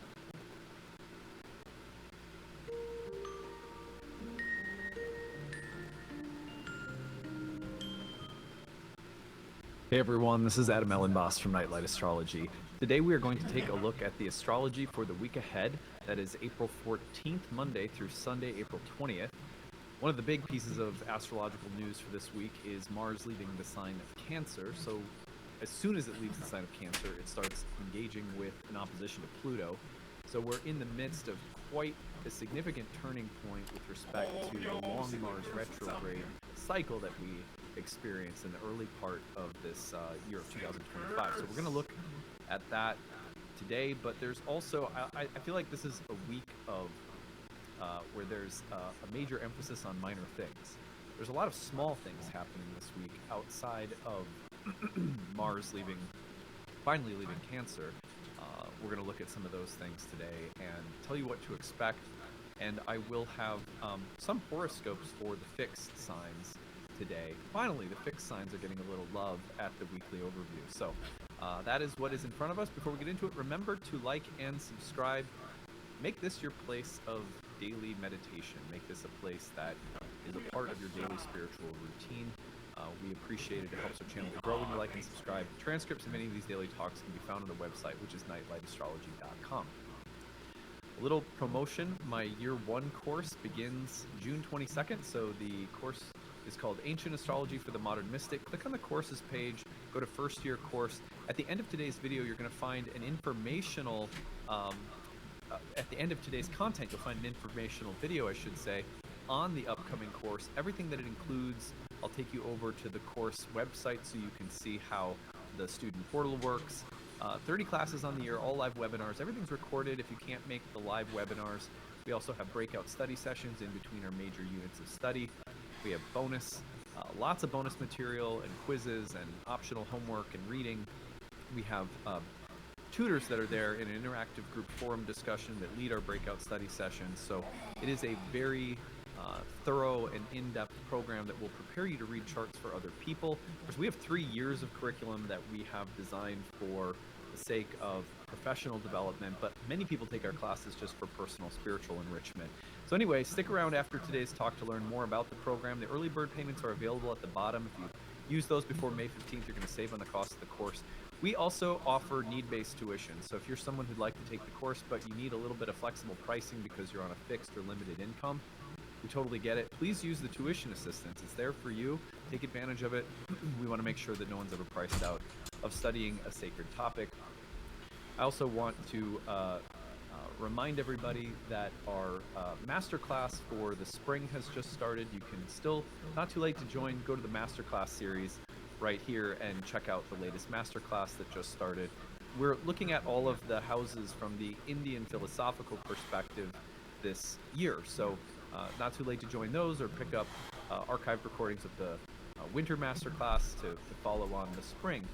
The other thing I want to mention is my wife's herbal apprenticeship program is starting in April. So if you go to her courses page, click on Herbal Foundations Apprenticeship. You guys know Ashley. She comes on the channel and talks about herbs. This is a course in plant spirit medicine that is really awesome program that she's been teaching for many, many years. So check that out over at skyhouseherbs.com. There's also need-based tuition for that program. So a couple things starting here this spring. Really excited. Our year 2 program, our horary program, also start in June. So lots of new courses starting up here soon at Nightlight. I'm excited to have a new group of you to study with. All right. So on that note, let's shift our attention to the real-time clock and take a look at what's happening this week. Here we go. Now you'll see that, first of all, at the start of the week, here we are on, just let me update this a little bit. Get to Monday the 14th. Nothing much is happening today in terms of, dynamic aspects in the sky that are forming. It's a little bit later in the week that things really get cooking. So we start on April 16th with Mercury leaving the sign of Pisces and entering Aries. Now, the reason that this is a significant transit this week is because Mercury's dignity improves greatly, and it's getting out of the co-presence and the recent conjunction with Saturn. So we're taking Mercury into a place where its dignity is much better. We're getting it out of the conjunction with Saturn, which can be a little heavy and maybe just a little bit more serious. So the mood for Mercury lightens a bit, which we may notice in terms of thoughts, mental and emotional and communicative dynamics that are around us. Even things like technology, if you've been dealing with things that are breaking, or we had to deal with replacing a water softener while Mercury was retrograde in Pisces and conjoined with Saturn, surprise, surprise. So if you've been dealing with any heaviness from Mercury, you're going to find that this is a nice shift for Mercury because things probably get a little bit lighter. Now, I say that, but I have to say on the 17th, right away, Mercury does conjoin Neptune in Aries. At 0 Aries, I actually like this as a point of great illumination, creativity, imagination, with an emphasis on action and initiating new things, new activities, new ideas, new thoughts. 0 Aries is a tremendously catalytic place. It's a place of birth. So the birthing of new ideas, new technologies, new plans, new something that you need to say or speak, or a new writing project. All of these signatures to me are a part of the 0 Aries mark here. Mercury Neptune can also fill us with, maybe a raging imagination. You think of the fiery and kind of impulsive and perhaps even temperamental or irritable qualities of Mercury and Neptune, and I think of inflammation mentally or verbally, or ideological combustibility, like you're fired up about ideas but maybe going to extremes. I would watch impulsiveness around this transit as the week goes on, but after this, then certainly as the week goes on past the 17th, we're going to see that Mercury gaining some distance from Neptune, fully in Aries, as the morning star. It's a lot less gooey than Mercury in Pisces. So we'll think about it that way. We keep going from here. The next major event of the week, which everyone will, it's like hip hip hooray. Mars leaves Cancer. That Mars has been in the sign of Cancer for so long, going all the way back to the autumn of 2024, or the spring if you're in the southern hemisphere. The placement of Mars in Cancer was weighty, because that's a place where Mars is in its fall, so there's really nowhere to go but up from this moment, which is nice. However, as soon as Mars enters the sign of Leo, immediately it's in an opposition with Pluto. That opposition with Pluto will occupy much of the astrological conversation for the next couple of weeks to come. This week is the week in which Mars changes signs, leaves Cancer. Everyone's pretty excited about that. But look, as soon as it enters Leo, we've got a trine to Neptune. We've got an opposition to Pluto. I mean, it enters the sign of Leo and has a lot to say. And I just wonder how meaningfully we can tie together some of the recent Mars and Cancer periods with this upcoming Mars-Pluto opposition, because the retrograde was so closely tied to the opposition to Pluto back at the beginning of the year. So that will be a big part of what we do this week and next, starting to prep ourselves. And I'm going to be doing a live stream on April 24th where I do some live birth chart readings and also talk about the Mars-Pluto opposition in greater depth and celebrate the 80,000 subscriber mark that we were trying to get to being surpassed this last month. So that should be a fun thing. Mark your calendars for that. You can find announcements for that. I think it's going to be 10 a.m. Central Time, 11 a.m. Eastern, or it's 9:30. I can't remember. But anyway, it'll be announced on my Instagram and on the YouTube posts. So Mars entering Leo, certainly the dignity of Mars picks up, and I think that has to be, for all of us, has to be exciting. Mars in Cancer has this, it's a vulnerable space emotionally, and it can be a very triggering space, especially for things related to our sense of safety, security, connections to things like home and family. That's been a transit that has brought up a lot for people. I've seen it in my practice with my students, stories that you have all sent in. So interesting. Now, the thing that happens on the 19th is the sun will leave the sign of Aries on the 19th and enter Taurus. Now, I don't usually track the sun's change of signs too closely, unless as soon as the sun changes signs, there's an immediate major aspect, and in this case, there is. So as soon as the sun enters the sign of Taurus, it's immediately in a square with Mars. With reception, Mars is in the sun's sign, and it's in an engagement with Pluto. So this little T-square between the sun, Mars, and Pluto is a very powerful story in the total arc of 2025. This is one of the transit periods that I've highlighted as one of the most significant of the year. And the simple reason for that is that Mars-Pluto oppositions are always significant. Add into that an aspect from the sun with reception to Mars, another square to Pluto, and the history of this Mars opposition coming through in direct motion, then retrograde motion, and then direct motion again, as well as the fact that that opposition to Pluto has happened across Capricorn and Aquarius as Pluto changed signs. You get the feeling that this transit that's coming up is really one of the event periods in which you can start to feel the change of eras astrologically that's taking place mid-decade, which, all of us astrologers are talking about, right? You've got Pluto changing signs, Jupiter changing signs, Uranus changing signs, Saturn changing signs, Neptune changing signs. That usually will track in collective terms, historical terms, with really significant changes of the the psychic and collective weather. So this period is one of those. There's several that really seems to mark the changing of the times. We're going to start experiencing that by the end of this week on Saturday, because the sun immediately starts interacting with Mars and Pluto in these squares within 3 degrees. So I would say that, the weekend is much more intense than this week is. This week we get Mercury into Aries. The Mercury conjunction with Neptune is not nothing. Mars leaving Cancer is not nothing. But late in the week, as those changes happen and then the sun enters Taurus, that's when you really start to feel, okay, something's really cooking now. And that feeling of something alchemical starting to take place, we're really going to feel that the next 2 weeks. And you'll see a lot of focus on that with my content. Anyway, so this becomes an important moment on Saturday. You'll feel the shift. And then on the 19th, the other thing that's happening that very same day, of course, is Mars is trining Neptune.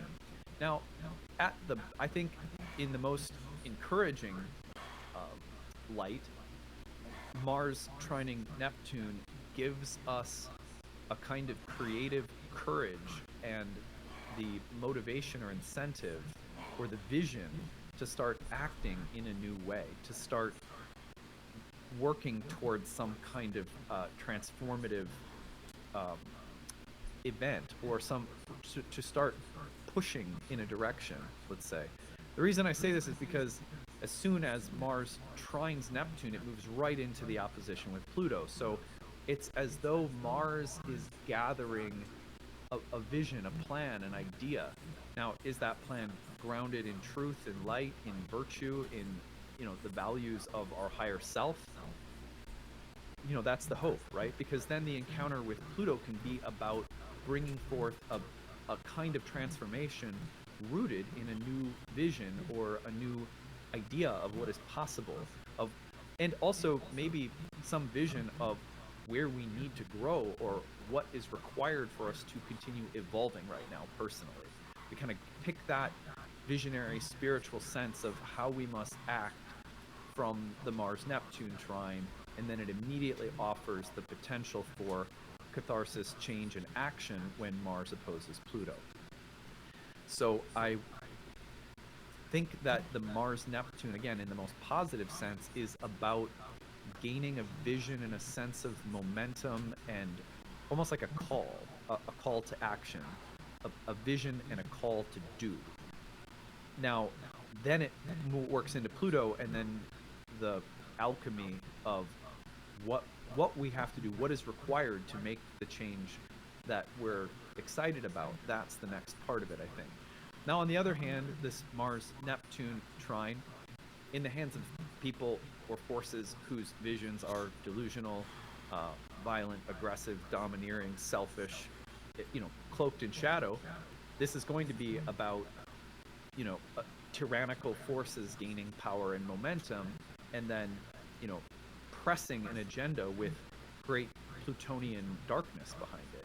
So we want to watch out for that on the personal level within ourselves.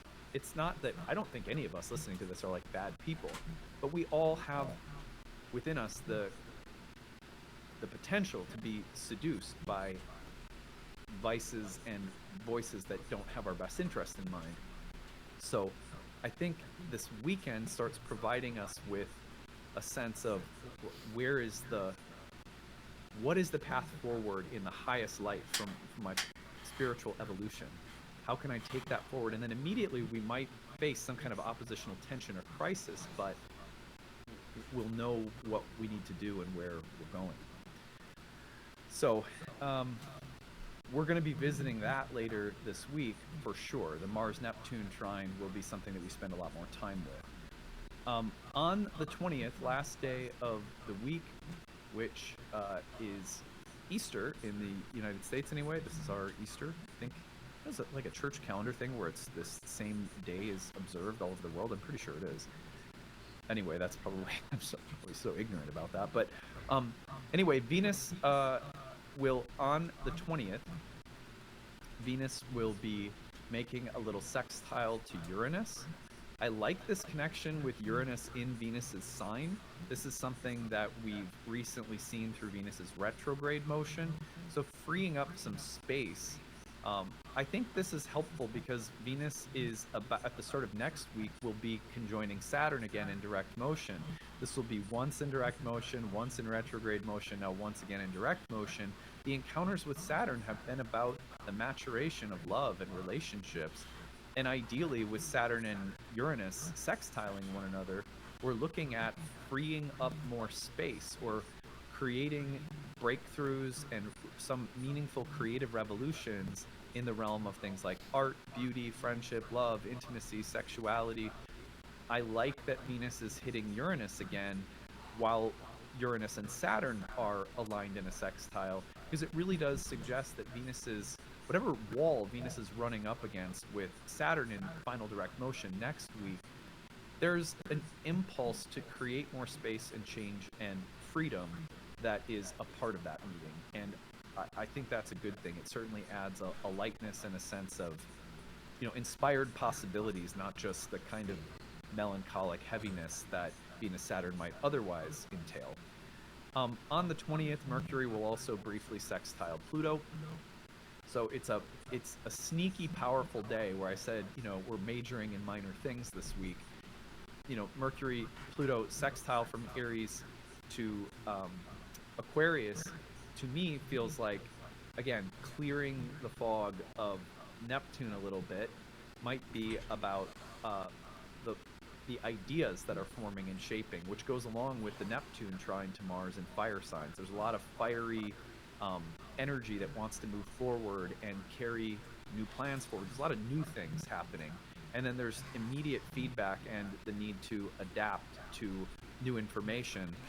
It's like as soon as you start doing new things fueled by new energy and new inspiration, you get new feedback that you have to work with rapidly when a lot of things are happening in quick succession. So I see this as a time of immediate sort of Plutonian feedback. There's something deeper going on than we saw. There's an unconscious dimension that is becoming visible to us somehow. We go, oh, okay, I see something I didn't see. And that has to be a part of how I calibrate this process in front of me, signified by Mars approaching the opposition to Pluto. So a lot of, the force of evolutionary necessity is very much at hand in the next couple of weeks. You're really going to feel it coming in over the weekend again. Mars and the Sun will square on Sunday as well. That Sun-Mars square, to me, is about leadership and action and the appropriate use of force and will. And those themes are going to be heightening as Mars and Pluto get together, because the dark side of that transit is really an abuse of power, or the shadows of power and will and strength and things like that. So that comes right in on the heels. And it also this whole transit, by the way, with the Sun so powerfully configured both through the sign of Leo and the Sun entering the square to Mars and Pluto, may bring up issues around things like leaders, presidents, people in power, CEOs, women or men, father figures. So it wouldn't be surprising to see us sort of working with some of that karma in our personal lives. So anyway, like I said, it's an interesting week because there's a lot of minor things that add up to a major feeling, you might say. And especially at the end of the week, the latter part of the week, like Thursday through Sunday, you're going to really start feeling, oh, okay, now we're moving into a Mars-Pluto period. Everything starts cooking. So we will break these things down as the week goes on. But what I want to do right now to close us is give you just a few thoughts for the fixed rising signs. The reason I say this is because the fixed rising signs are going to be getting into the Mars-Pluto opposition as soon as Mars enters Leo. So we're going to be visiting these horoscopes for everybody, but just to prepare you, we're going to start with Taurus. If you're a Taurus rising, the Mars-Pluto opposition is happening across your 10th and 4th. So watch for tensions between your public-facing self and the private, internal family sphere, the public-facing self, and maybe things like domestic life, family karma, your living environment, the public and private dimensions of your psyche to be coming into a more critical form of dialogue. And the tension there is part of an evolutionary necessity, again, to use that phrase, that's presenting itself right now. If we go forward to Leos, the Mars-Pluto opposition is going to start forming across the 1st and 7th. So we're really thinking about selfhood, individuality, individuation, and the consequences that those developments in ourselves carry into relationships, or changes in relationships, or changes happening in the lives of partners that feed back and create the need for personal reflection or change within ourselves. So the self-other access being strongly highlighted for Leos this week and in the next couple of weeks ahead. And then we go to Scorpio rising, and again we get the 10th and the 4th. With the 10th and the 4th, now it's the same tension for Scorpios between public-facing self and private self. The public-facing self, you may feel the impetus to act or lead or challenge or implement something new.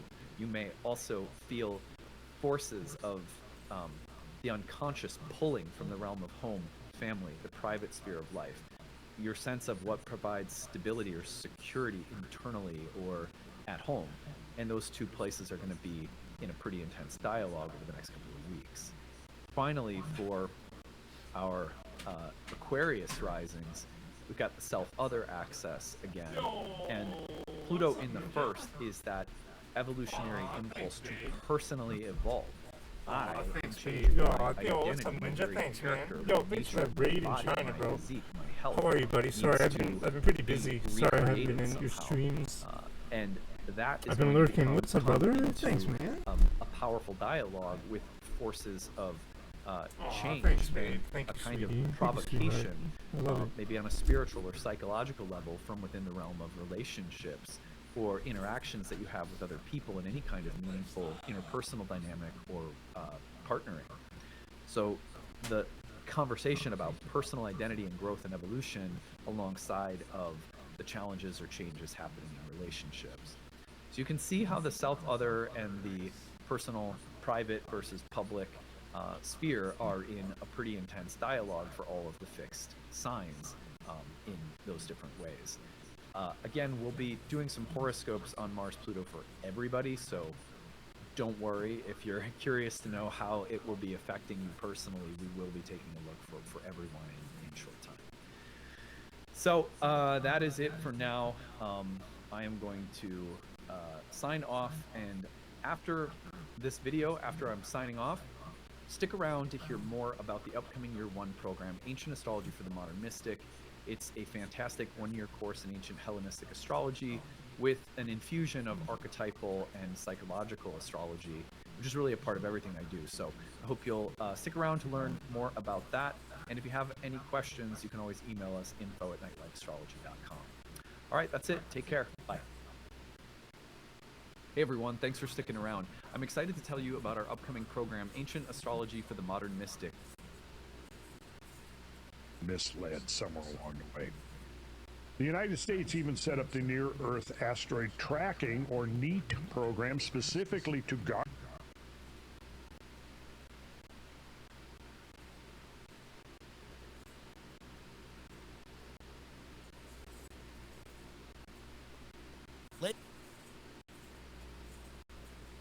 Ladies and gentlemen, welcome to the Tim Dillon Show. How are you? I have a Netflix special coming out on Tuesday to be realistic shock. Hit it with the epi, watch when the place. Going down to see Joe Rogan in Austin and Tom and Christina and others. So that would help out a lot if you put the reminder on Netflix. What does it look? Can you go to Netflix and show them how to do it?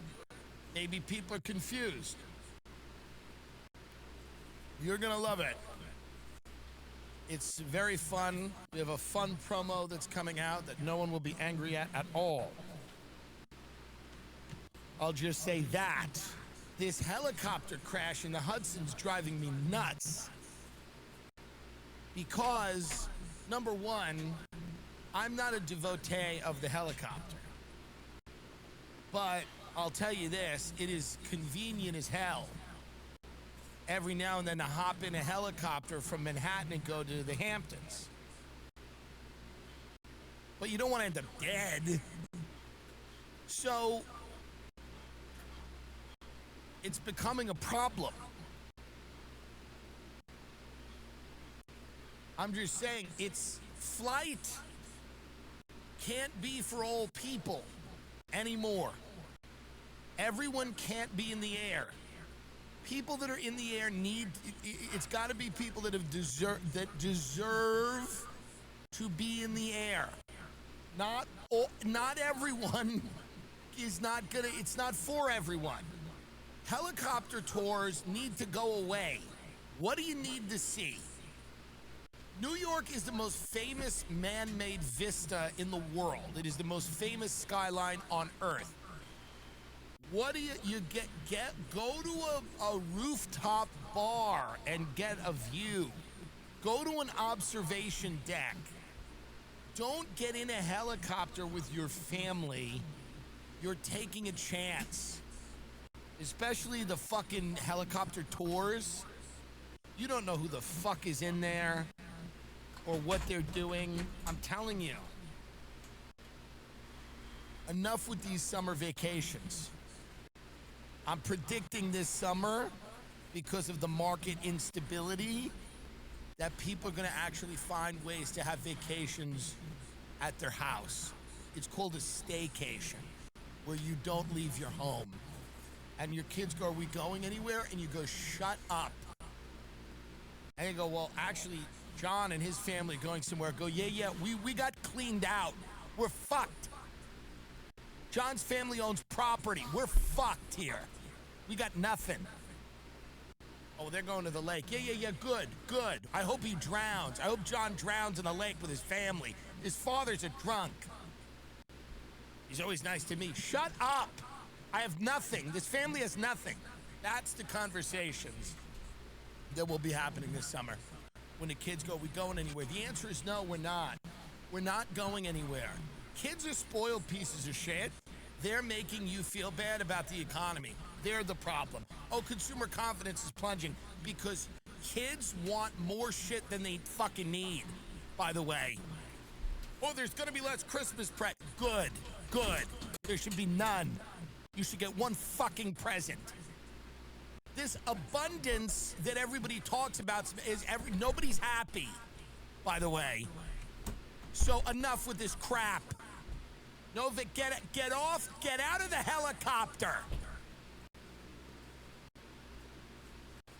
It is a convenient way for me to go. And we fly mostly when the water is warm. That doesn't mean much if it goes down, it kind of spirals. I don't even want to show this video. This is terrible. This is a family that crashed, and just show it just to scare people, because I think people got to stay out of these things. Show it.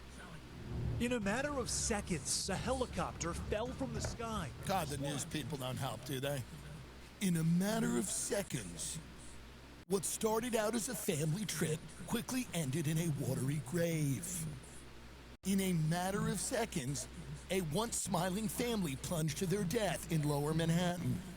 The cold waters of the early spring Hudson were the last thing that family felt. It's like, do we need that? What is this guy? Is this guy's reaction now? Like, it sounded like a engine Is just this Little dying, Mo? and How it you was doing? like do, and I just turned, I looked, and I saw the helicopter crash and splash into the water. Oh, good. Well, I'm glad we got his take, this guy. I saw it crash and smash into the water. I heard the helicopter went down into the water. Oh, good. Well, I'm happy. I'm happy that we've cleared that up. We were all confused. What really happened? What exactly happened? Everyone's so, it's like, everybody's like, what exactly happened? I saw this helicopter and then it fell out of the sky and into the water. What was the first woman? Did the first woman... I just want one of them to go like, I don't know if it was even in the air. I can't believe anything anymore. It's like screaming, we were crying. Claiming St. River. Everybody was like screaming, we were crying. Claiming 6 lives, including a family on a sightseeing trip. Terrible. You gotta stay out of the helicopter. You gotta stay out. You gotta stay out. For the sake of your family, you gotta prepare your children now for it's lean times. Lean times. Market's up, the market's down. There's a lot of volatility. Larry Fink's going, we're gonna have a recession. Jamie Dimon, all these guys, the real demons are out here talking about the recession. CEOs of all these big banks and private equity companies go, we're gonna have a recession. And, you're going to have to tell your children and prepare them for this is not going to be the epic summer. It's not going to be epic. Too many people expect everything to be, all these kids going to Coachella.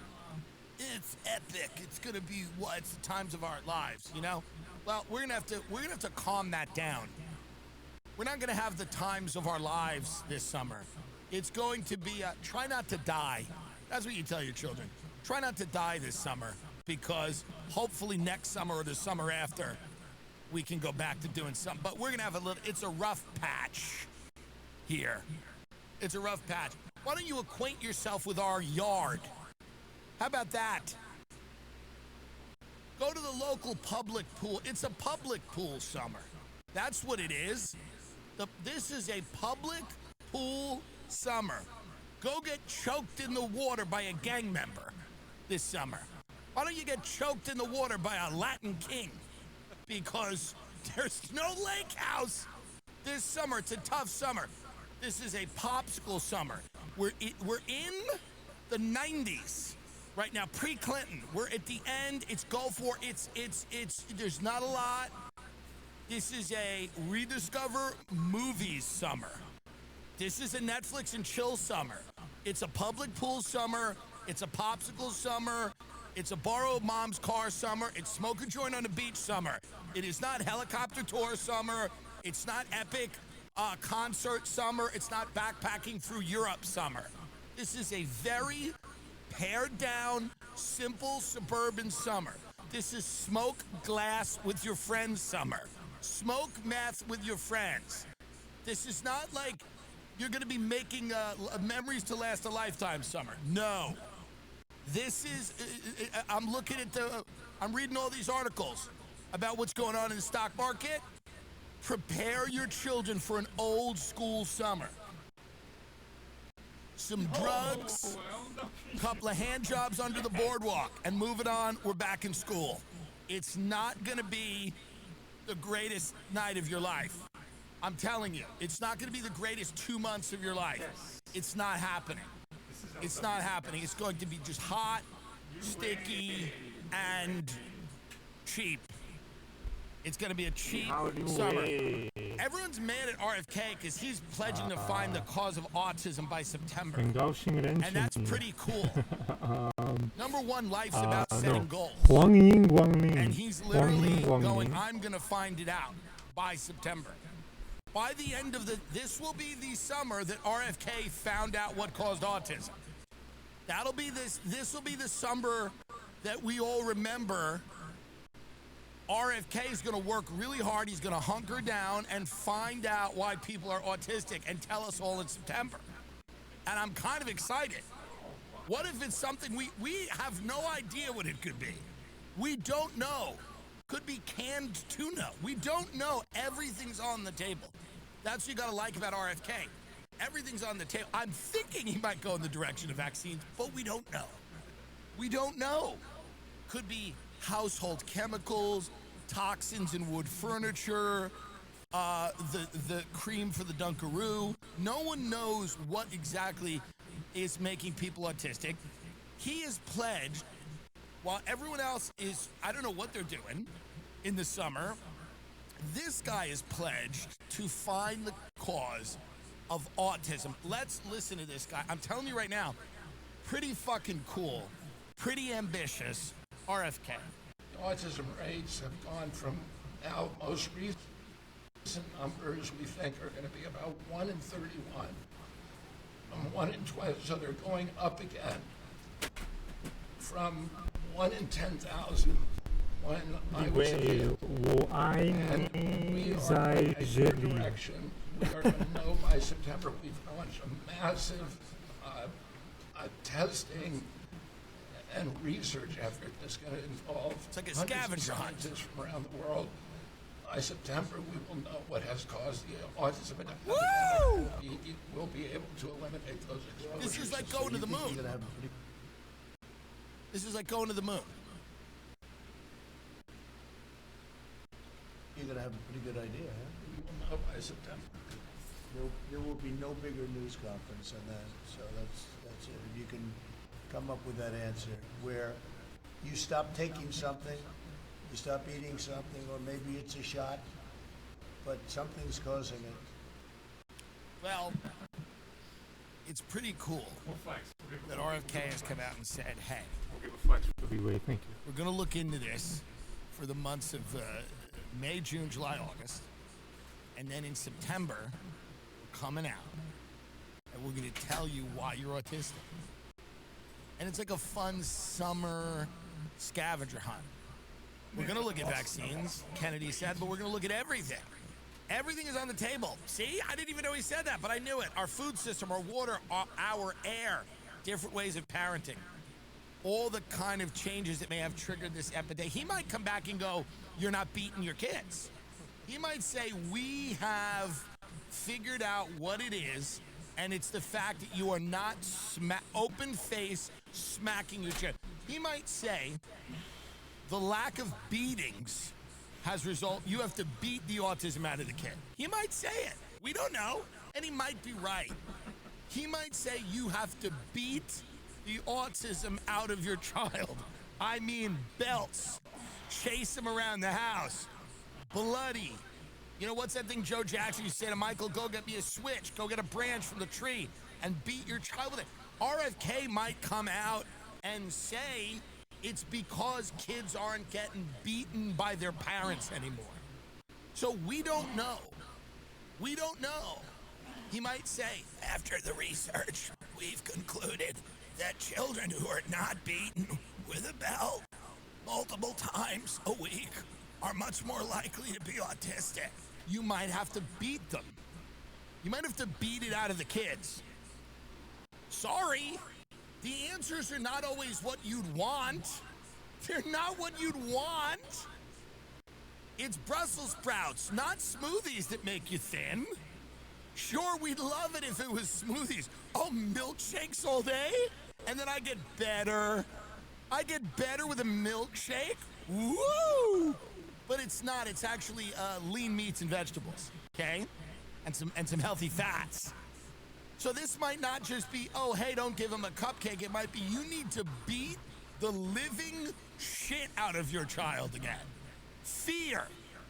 Like when the door of your car closes, your child is quivering, and it might not even be beating them for a reason. It might be randomly attacking them in the house.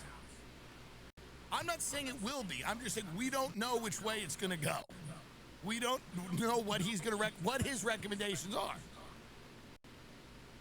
His recommendations could be that you know, maybe he'll make kids sleep with tape on their mouths. Remember, that's a new thing that people are doing. They're sleeping with tape on their mouth or something, with the nose or something. I don't know. He might require that. Here's a little secret that was leaked from a group chat. The insurance industry definitely doesn't want you to know. Insurance companies profit by holding onto your money for as long as possible. After an accident, they'll do whatever they can to delay or deny your claim so they can keep those profits growing. Morgan & Morgan fights hard against these bullies to make sure you get every dollar you deserve. When in court, the insurance companies want jurors to think that the at-fault driver is the one paying the verdict amount. Meanwhile, it's really the insurance companies who are covering the cost. When Morgan & Morgan, America's largest personal injury law firm, takes on a case, they're almost always going after the big insurance companies and not the individual. A recent client in Pennsylvania just received $29 million. Insurer's best offer was $500,000. Another recent client in Florida received $20 million. Last offer was $0.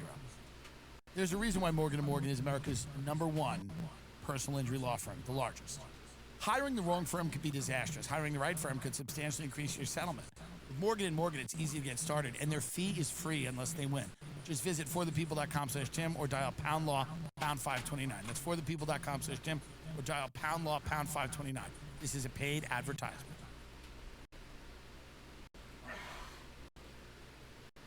You know, we don't know. But what we do know is we don't want to go to war with Iran.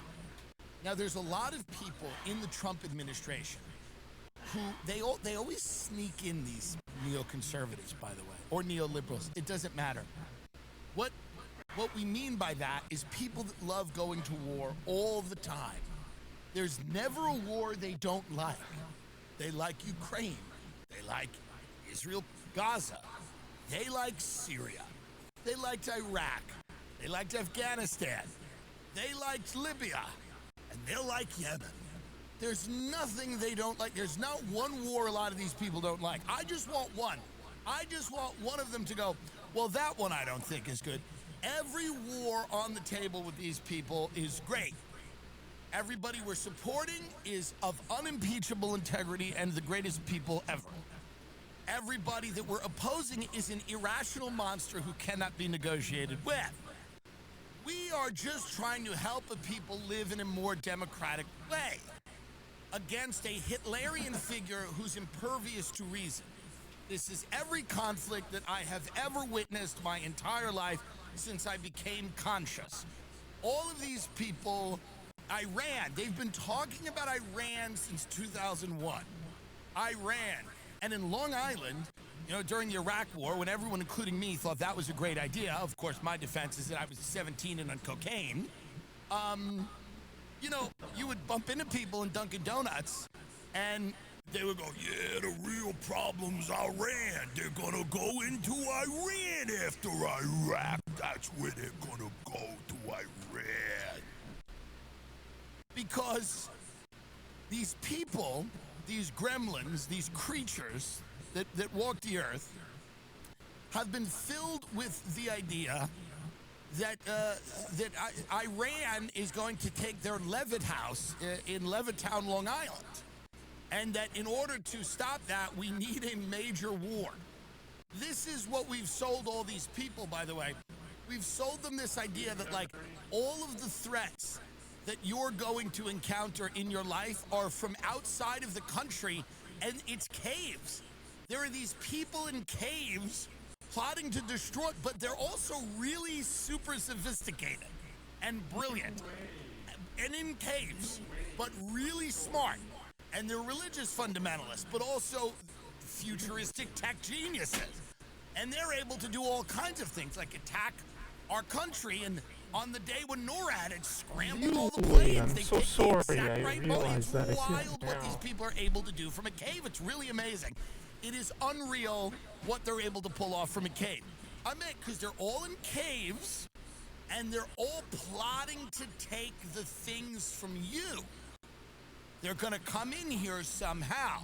Now, you would think, wouldn't it be easy to stop them from coming in here if we just didn't let a lot of people come in, if we tightened up security as to who could come in and who could go? Well, that's silly. We can't do that. It's a global world. So then you go, okay, so then what do we have to do to make sure that no one attacks us? Well, we have to go around the world overturning their governments and convincing them all to love us. Oh, that seems so hard. It seems so much easier to just, like, make it harder to get into our country. Well, you'd think that, but actually the best course of action is to just go get these people to really love us and appreciate us. And how do we do that? Attack them. We attack them. What? We bomb their homes and families. And then the ones that are left alive realize how benevolent and good we are, because we let corporations go in there and do things. Oh, okay. Has this ever worked? No. Right. Okay. But we got to keep doing it. Yes. Why? For our safety. Yeah. Seems odd. So that's the course of action that these people believe. They believe it because the financial incentives to believe it are too strong. There's absolutely a direct correlation between our defense budget, which Trump is now proposing $1 trillion or something absurd, because they're all getting ready for China. They're getting ready for the main event. Remember wrestling? And the main event! They're getting ready for China, but we got to run around the Middle East as well, and we have to make sure that Iran doesn't come and get us. So all of these people are, it's a record-breaking $1 trillion defense budget. He campaigned as being the ultimate peace president, no wars guy, and he's doing $1 trillion defense budget. So here's what people will have to start parsing out in their own mind at a certain point here. What version of Donald Trump is the version that you want? And what's the version that you're getting? And how much daylight is there between those two versions? I think it would be a very big mistake to go to war with Iran. A lot of people did. I think it would drain our resources at a time when we shouldn't be doing that. It's one of the reasons I don't think it's intelligent to continually make the Ukraine war a permanent column in the Defense Department budget and effectively engage in a Cold War with Russia, while the looming threat of China, which Taiwan has a lot more strategic importance to America than the Ukraine does. 1,000%, and any smart person will tell you that. So the idea that we cannot fight wars in three theaters. We can't be funding these people and funding Israel and in Iran. We can't do it. So President Trump has given Iran a 2-month deadline to accept a deal that would lead to Iran shrinking its nuclear footprint or eliminating its program altogether. I want them not to have a nuclear weapon. I want Iran to be a wonderful, great, happy country, but they can't have a nuclear weapon, Trump said on Air Force One. Because Iran having a nuclear weapon poses a direct threat to Israel, not so much America, but Israel's an ally of America. And of course, Trump said military strikes are possible against Iran if a new nuclear deal isn't reached, though he said Israel, which has been advocating for an attack on Iran, would take the lead. Well, here we are. Here we are. Here we are again. And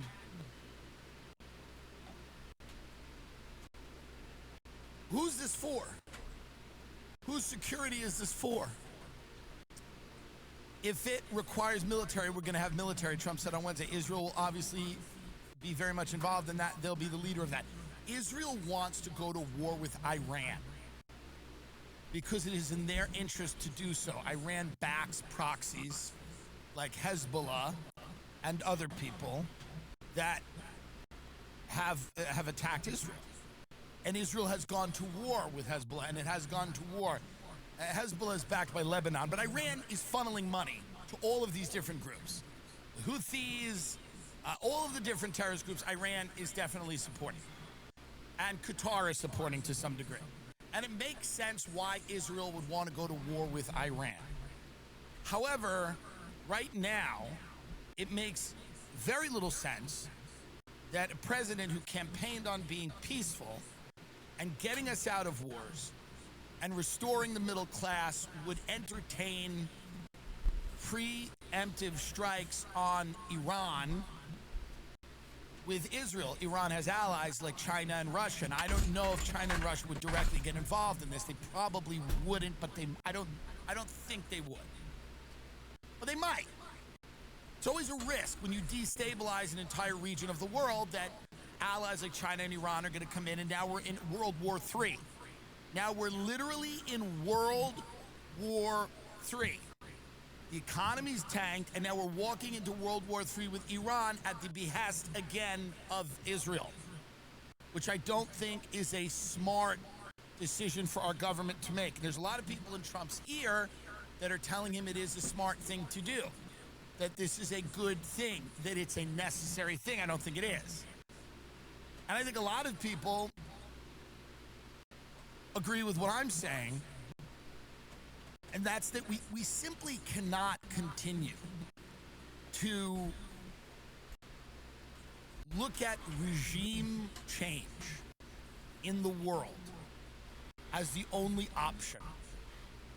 We have to start dealing with people that are dangerous and threatening without directly going to war with them. America's moment running the world is over. China is a power equal to or greater economically than we are at this point, probably equal to. Some people say their economy is bigger. It depends on what metrics you look at. India is coming up. Russia has more nuclear weapons than any other country. A lot of countries are going, you can't push them around. A lot of countries are nuclear. A lot of countries, they're not Iraq. They're not Afghanistan. They cannot simply be bent to our will. And I think J.D. Vance gets that. I think a lot of people in the administration that I have spoken to, I haven't spoken to J.D., but I know a lot of people get it. And there's a lot of people that don't get it. There's a lot of people that don't understand it. Because there's this idea that retreat or capitulation to a guy like Vladimir Putin or the Ayatollahs in Iran is a sign of American weakness, and that is the foreign policy establishment's view in Washington. The permanent foreign policy establishment, they just want war all the time. They don't really care what happens. I mean, Netanyahu just goes, even if the nuclear strikes drag on, Israel may just strike anyway. I mean, he goes, we might do it anyway. You can talk if you want. Well, we might just get it popping. We might go into it anyway. Do you want to fight? I mean, think about it. Are you trying to fight Iran out there? Anyone? Is anyone trying to fight Iran right now? Is anyone trying to fight Vladimir Putin over where the northern border of the Ukraine should be? Is anyone doing that? Does anyone? I respect the people that were like dual citizens of Israel and America, the ones that went over there to fight. I respect that. God bless. Go do your thing. And I respect that. But there's a lot of people that won't be fighting these wars that just love them. They're like really excited. We're gonna strike anyway, says Benjamin Netanyahu. Does this guy, do we have any control over these people? Do we have any influence over there? We give them billions of dollars. Do we have absolutely any influence at all with that country at this moment? This is like your kid walks into your house with a new tattoo, smoking a cigarette, and you're like, young lady, what? What the fuck's going on? You're smoking in the house, you have a tattoo, and they're saying you're not going to school. Hey, ma, fuck you. And I need $500. What? And then as you're saying it, you're writing the check. You're like, I cannot believe you're acting. You want me to make it out to cash? Why are you doing this? Why are you doing this? Here's your money. And then they put the cigarette out and they ash it on the floor and they put it out with their boot. And then they walk out and they go, yeah, fuck you, and tell everyone at school, fuck off. I'm going to Coachella to get fucking railed out in a teepee or something. I don't know. But the point is, we really have to start looking at this like Benjamin Netanyahu's like, this guy was like on trial for corruption. Now, when my helicopter goes down, by the way, let's wonder why. But he was on trial for corruption. Then October 7th happened, the tragedy of October 7th, the horror, the attack. Don't call it a tragedy. It was, yes, the attack. I get it. I didn't do it. So this happens. It's horrible. They respond. Okay. They go wild. They go a bit overboard, I think. Well, those are actually the Hamas statistics. Sure, yeah, okay. But it's not good, right? It's not great. So we have this situation. Now, on top of all, and we've been very supportive, now Iran. I don't know. So we're gonna sleepwalk through that. If Trump does that, I think it's the end of his term, even more so than this economic volatility.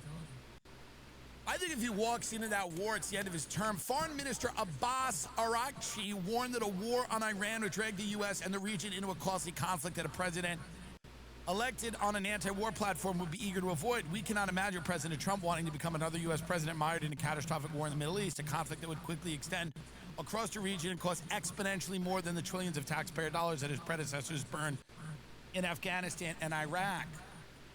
You know, history, the longer you pay attention, this is why eventually I will retire from this job. It's not because I don't enjoy it. I actually love doing it. I love doing this. I love stand-up, and I love coming on here. But here's the reality. Eventually, everything just starts to repeat itself. It's crazy. We're talking again about going to war in the Middle East. You understand? We did this in 2003. It's now 2025. You understand what we're doing again? It's the same. It really is just, it's Groundhog Day. It's that movie. It's just the same day every day.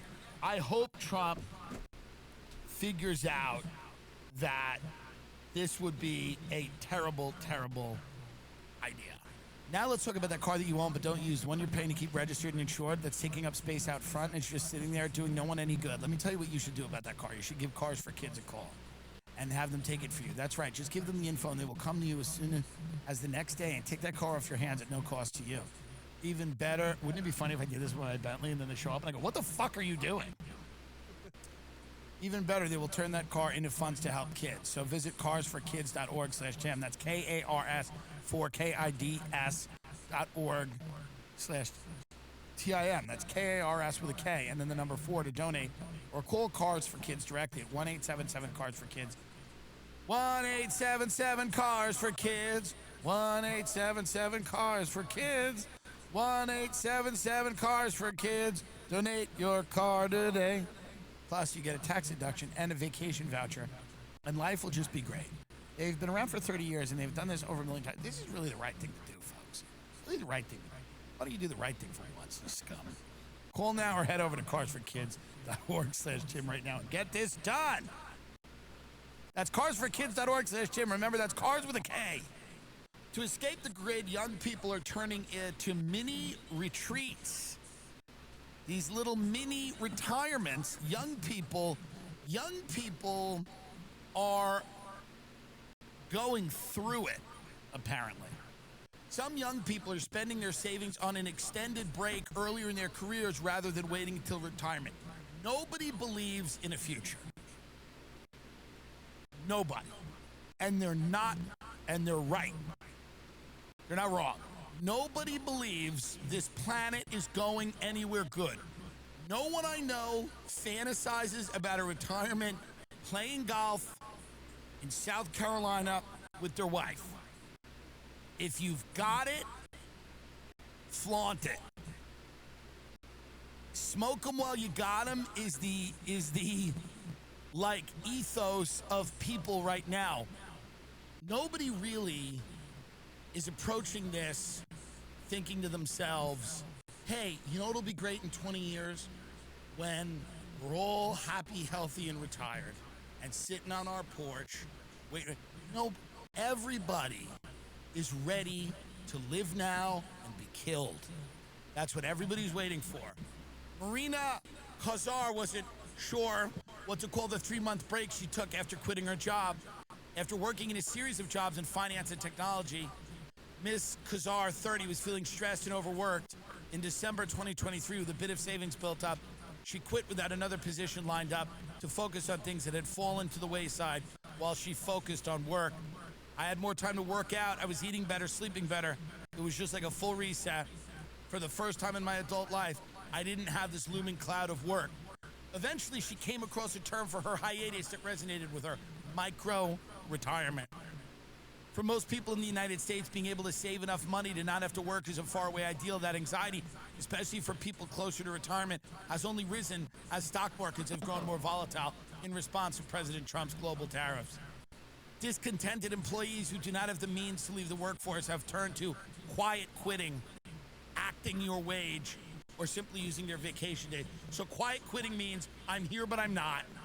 I'm barely here. You don't see me. I'm doing the minimum. Acting your wage means you're going to pay me shit. That's the level of work you're going to get. And now these mini retirements or micro retirements are people saying I'm being ground into dust by this hellish job and I don't believe in a future. So I'm going to spend the money while I have it now to rejuvenate myself. They're like, it's taking a sabbatical. I agree with some of this. I like it. I like it because people are saying, hey, we're not gonna make it here. And I'm gonna have a little something for myself while I still can. A mini retirement can take on many forms: taking extra time after being laid off to consider other paths, asking for unpaid leave, or building in a long stretch after voluntarily leaving a job. A lot of people cannot afford to take time out of the workforce. But those who do take these breaks tend to be much more financially stable. Of course, these are people who have a little bit of money, maybe not a ton, but enough to take a break. And they look at their lives and they realize this isn't going to end well. Gene Hackman was one of the greatest actors of our time. They just found him in his house and their rats ate him. His dogs ate him. And his wife. They had a rat-borne disease and they were eaten by their own pets. And that's the best case. That's the best case. You're a legendary actor and you moved to Santa Fe to get away from it all and you're still eaten by the pets you fed. This is what's going on. People know that things are going to get worse. They're going to die in a cyclone. On a girls' trip in Nashville, they're just going to be taken up into the sky like the Wizard of Oz, but it doesn't work out like that. It throws you back down and you break your spleen. People know a helicopter's going to crash in the ocean. They know they're going to go to Thailand and get some weird disease that nobody knows what it really is, and then it's curtains. So enjoy it. Smoke them while you got them. That's the mini retirement thing. It's an acceptance of the fact that this doesn't get better. And it really doesn't. Not to be negative about it, but the American government is in kind of a cold civil war where people are using lawyers and law firms to go at each other. There are different feuding power factions within our government that are blackmailing and entrapping each other and forming alliances with foreign governments to try to topple each other. The country and world has been given over to wealthy oligarchs who are teaming up to destroy what's left of the freedom on Earth. You might as well take a couple of weeks in Key West. What the hell are you saving it for? This doesn't turn around. This only gets so much worse. So much worse. Unbelievably worse. Acid rain, your flesh is falling off your face. Your children are going to barricade you in your home. And if they're going to be on drugs you've never even heard of, your kids, oh my God, the things your kids are going to be on. They're going to wake up. You're going to open your kid's room in the middle of the night. You open their door and they're sitting in their bed with big eyes looking at the wall going, everything will become a horror movie. It's going to be insane. I'm telling you, take some time in the Hudson Valley. Go upstate. It's a couple hours from the city. You don't need to save all of your money for when China decides Taiwan's had enough of free time, or when fucking Israel just decides to launch 15 nukes. So, I mean, what are you waiting for? What are the chances your retirement's gonna be nice? What are the chances? Things are going to degenerate so rapidly, your head will spit. It's not going back. It's not going back. It's not going back. The Costco family is the good times. They're the good times.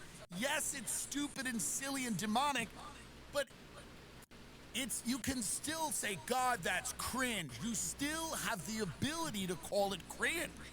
You still have the ability to recognize that it's gross and cringe. You're gonna lose that. You're gonna lose it. You won't remember what it was. What is cringe? What do you mean? That word will lose all meaning. You will not be able to recognize good from bad. You won't know what cringe means. You'll just know that a large group of people has decided to follow a person. That's all you'll know. You'll look at the numbers and go, whoa, whoa, and you'll see them, and it won't matter what they're doing, or maybe they'll be shitting in a fountain in Central Park, and the video is good, and you'll go, whoa, that's pretty fucking cool. He's shitting in the fountain from Friends. It won't matter what they're doing, but you will lose the ability to know that it is cringe. You will. The entire internet now is dominated by people who are parading around their worst qualities and being rewarded for it. It encourages society to adopt that line of thinking. Let's go out there with our worst qualities and sell them to the people. Let's be the worst we can be, the most annoying, the most desperate, the most, insane versions of ourselves, the ones that we privately hid, the ones that we would keep under lock and key, the ones that we would only show to our close friends and family, and they would go, ugh, go away. Go away. That's stupid. Go away. The ideas that never should have seen the light of day have come to define people. And those are going to be your gods. You're not going to be able to tell where and when it went so wrong. Don't save your money for retirement. Don't. I mean, can you imagine what a retirement community is going to look like in 20 years? It's going to be a prison. It's going to be a high-tech prison. That's all it's going to be. A high-tech prison in the desert. And the reason it's going to be a prison is they're going to, if you have enough money, they're going to have to protect you from what's on the outside. The other side of the fence. Don't go too close to the fence. So yeah, if you got a couple of bucks, go to Europe now. That's what I'm saying. Go to Europe now. You need to wait till this degenerates fully? I mean, you're not even going to know who to be mad at in the future. It's AI. You're going to be shaking your fist at a robot. You're not even going to know who to be angry at. You're not even going to be able to identify the source of your pain. You're not going to be able to, and it's by design. You'll just be like overcome and not know what to do, and it'll just fill you. You'll live in a constant state of dread. A constant state of dread and horror. And you won't exactly know who to assign blame to, and then you'll just go on this fucking phone or whatever you have, or maybe the phone's in you at that point, and it'll just be retard after it will be, and you won't be able to know. It'll be an endless stream of the most disgusting things you've ever seen in your life, and you won't be able to stop it. You won't be able to opt out. It's gonna be everywhere. It's gonna be everywhere.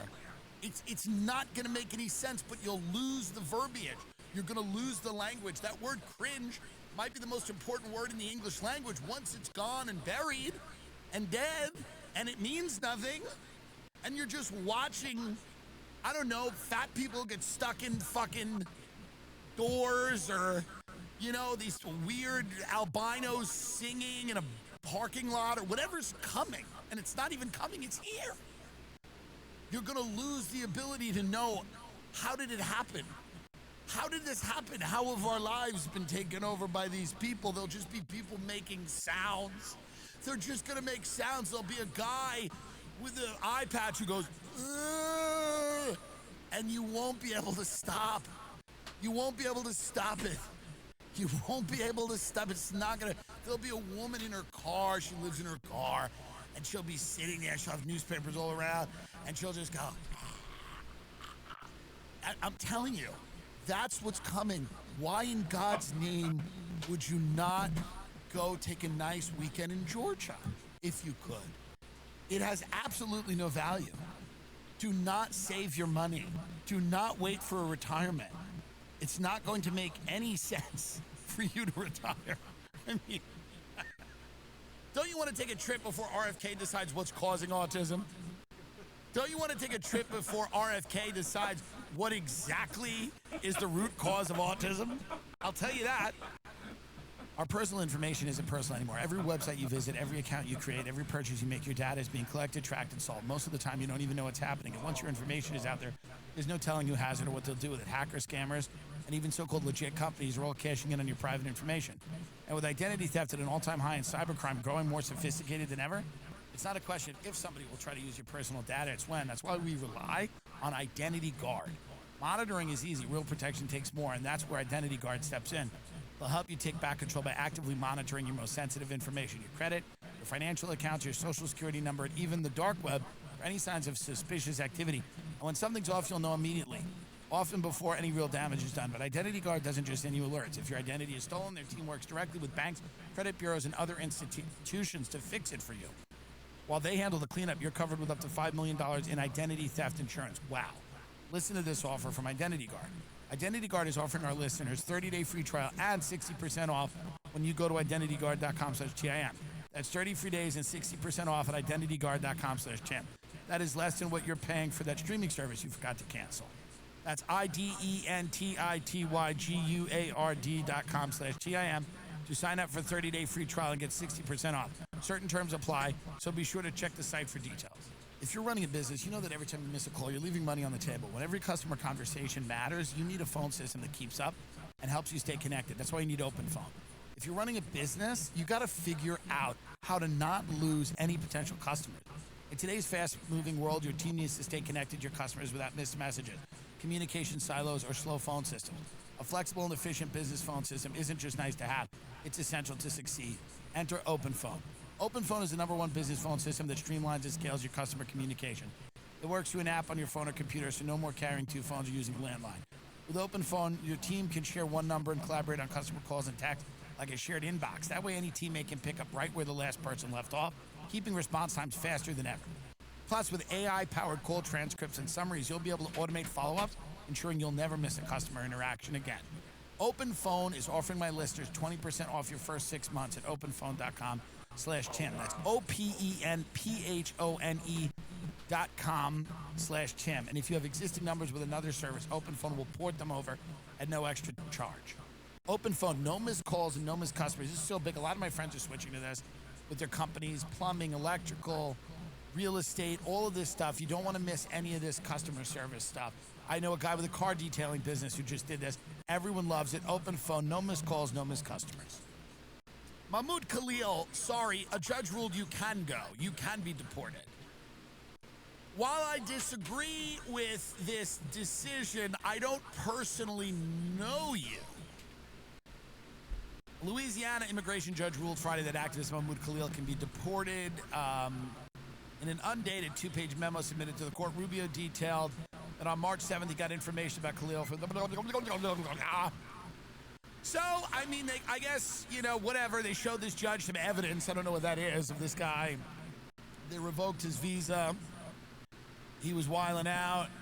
After the ruling, Khalil told the judge, I would like to quote what you said the last time, that there's nothing more important to this court than due process rights and fundamental fairness. Clearly what we witnessed today, neither of those principles were present today or in this whole process.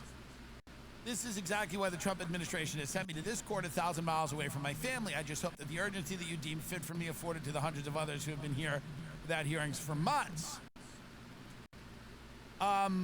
He will not immediately deported. His attorneys have said that if he were ordered... Here's the thing. I don't want this guy to be deported. I also don't want him to be like a folk hero. I don't want either of those things happening. I want him to be here and ignored. That's what I want. I want him to be in this country and be ignored. Like most people in this country, they're completely ignored. That's what I want.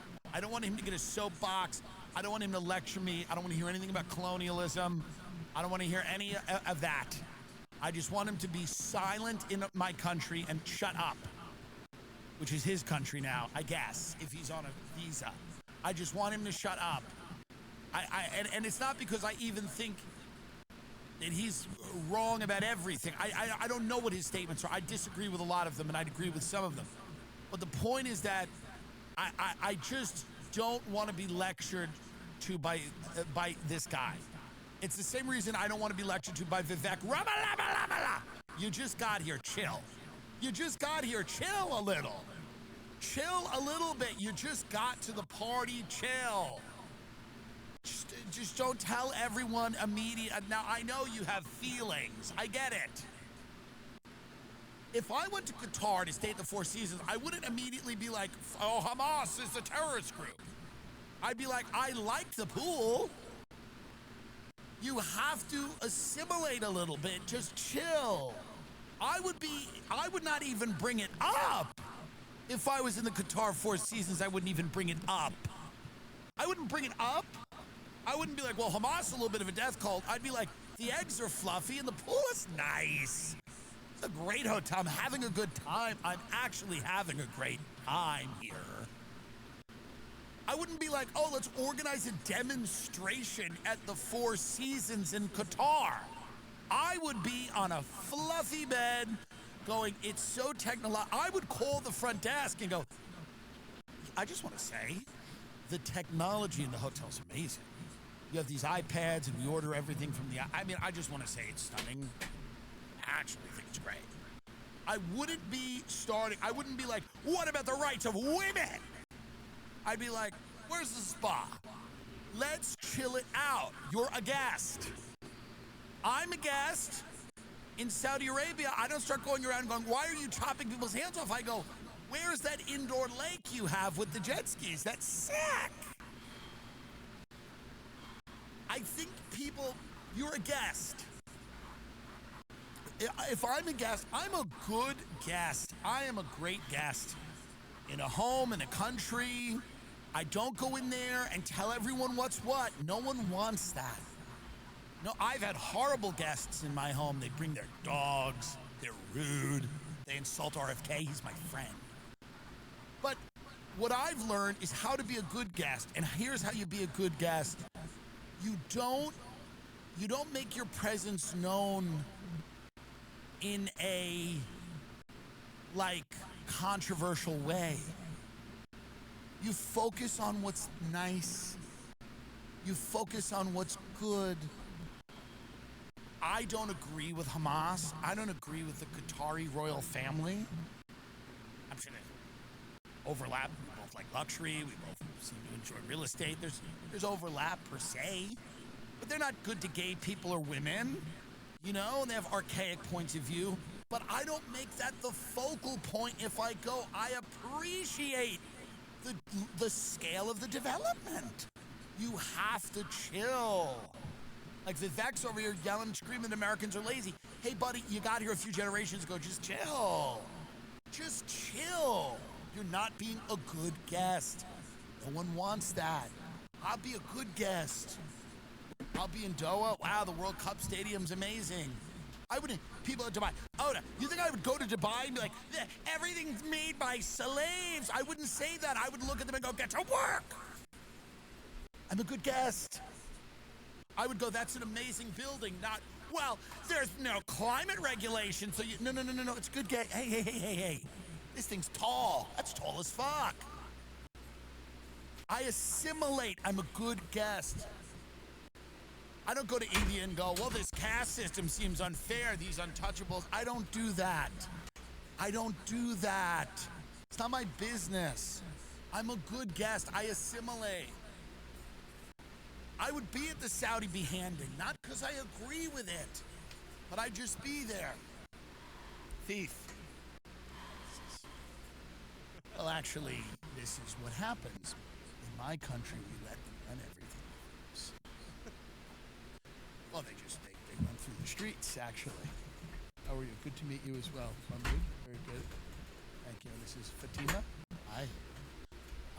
It seems extreme, but the reality is where I'm from, there's drug addicts on the street, and everybody, it's smash and grabs in the Woodland Hills Mall. It's a part of Los Angeles. You know Los Angeles? Of course you do. Well, they've ruined it.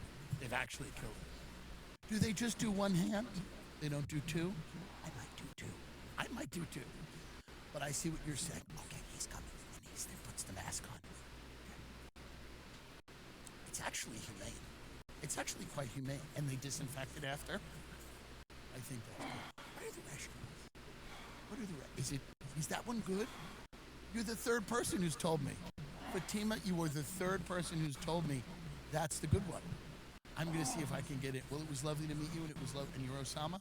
It's lovely to meet the whole family. Thank you, Osama. I'm a good guest. What do you think I'm going to do? Run on the stage? Why are you chopping his hand off? He's a thief. It's not my country. I didn't design it. Nobody's a good guest anymore. So this guy's coming here and yelling and screaming. Listen, it's not about whether you're right or wrong. You're a guest, and you have to act a little bit like a fucking guest. I'm sorry you do. I do not go to places and tell them they should be more like me. I don't tell them they should be more like America. That's not what I'm not on this mission to tell everyone how to live. Everyone else is. It's odd. It's odd everyone's just doing that all day and no one's bored of that. I would walk down to the Qatar lobby and say to them, this is such a beautiful and luxurious property. And what am I going to do? Be like, well, I think a lot of this is unfair. Thank you, sweetheart. You know? I love you being here. And you know what'll happen. It's just inevitable. I'll be talking to this guy. We'll be laughing, probably smoking. I love your body, babe. be smoking, and he'll hand me his card, and it'll go like Director of Business Relations, Hamas, and I'll go,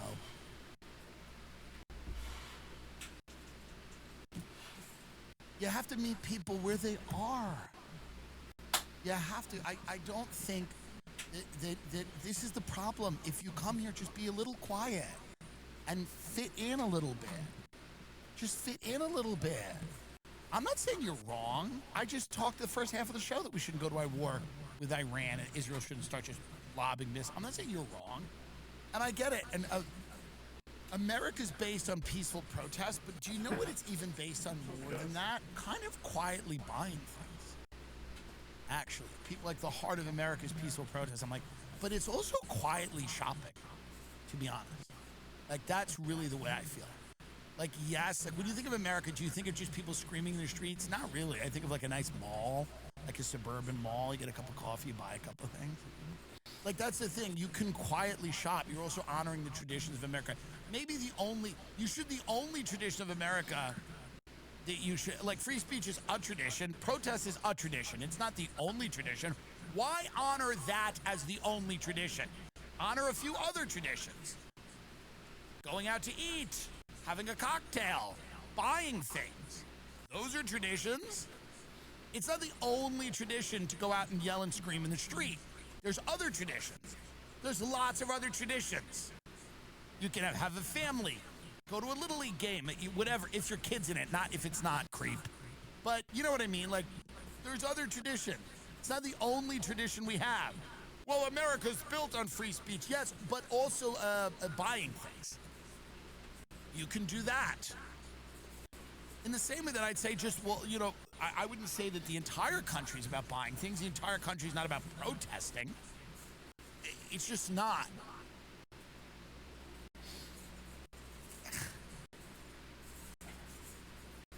Can you imagine if I was in Dubai and somebody came up to me and they're like, do you know all these buildings were built by slaves? I'd go, hey, what are we doing here? Yeah.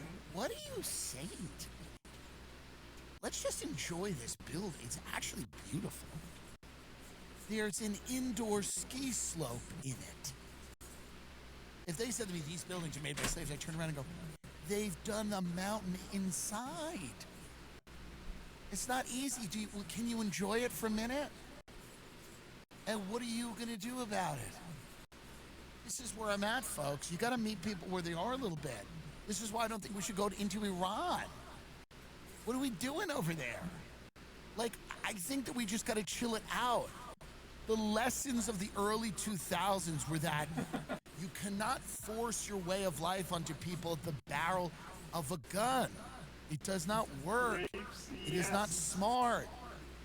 People like America, the ones who still like it, because it seemed like a place where you could have freedom and you would use that freedom to be cool and do things that people liked around the world.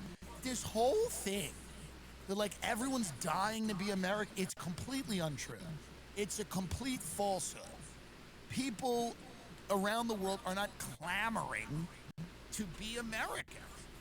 But the reason that they used to like us is because our lifestyles were enviable. They're no longer that enviable. People don't look at an 80-hour work week with no health care in a city where you could get stabbed by a homeless junkie on the way back to your fucking rat hole apartment as an enviable life. They don't.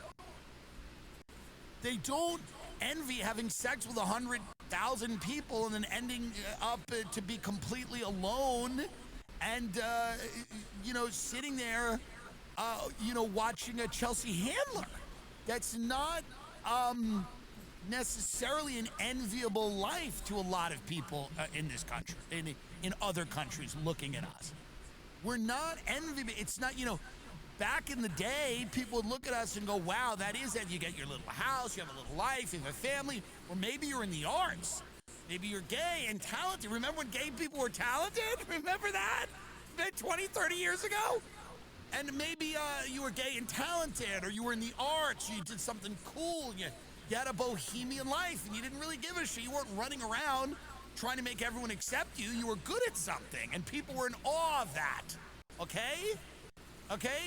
It was interesting, and you played around with gender from a sexy point of view. It's not Sam Smith with a devil hat on and his ass out who looks like my drunk uncle at a Halloween party. It's not enviable anymore to people, okay? When our biggest show is a White Lotus with just soulless rich people floating around a hotel pool and brothers jerking each other off, it's not that enviable to people anymore. We've given away that. People don't look at it as the ideal anymore. When you take a beautiful city like San Francisco and you make it into a scene from a zombie apocalypse movie, people tend not to envy that. That's not good governance. People don't emulate that. They don't want that, okay? Okay? When we're preaching that individualism means a 9-year-old girl has a beard, people don't want that. They're not into that. They don't really want that. It's not ideal. They don't look at that as enviable. We're not selling a good product right now. We're not selling a good product. So maybe let's work on the product a little bit, okay? We're not exactly selling this enviable life that oscillates between Christian fundamentalist lunacy, flat earth QAnon stuff, and then also like crazy patriarchal white supremacist fucking Handmaid's Tale fantasies. The culture swings from one thing to the next. It's not enviable. People go, this seems crazy. You all seem crazy. You all just seem like crazy people. It seems like they let a mental institution out and gave you all phones. It's not an enviable culture. We're not selling. Nothing is cool anymore.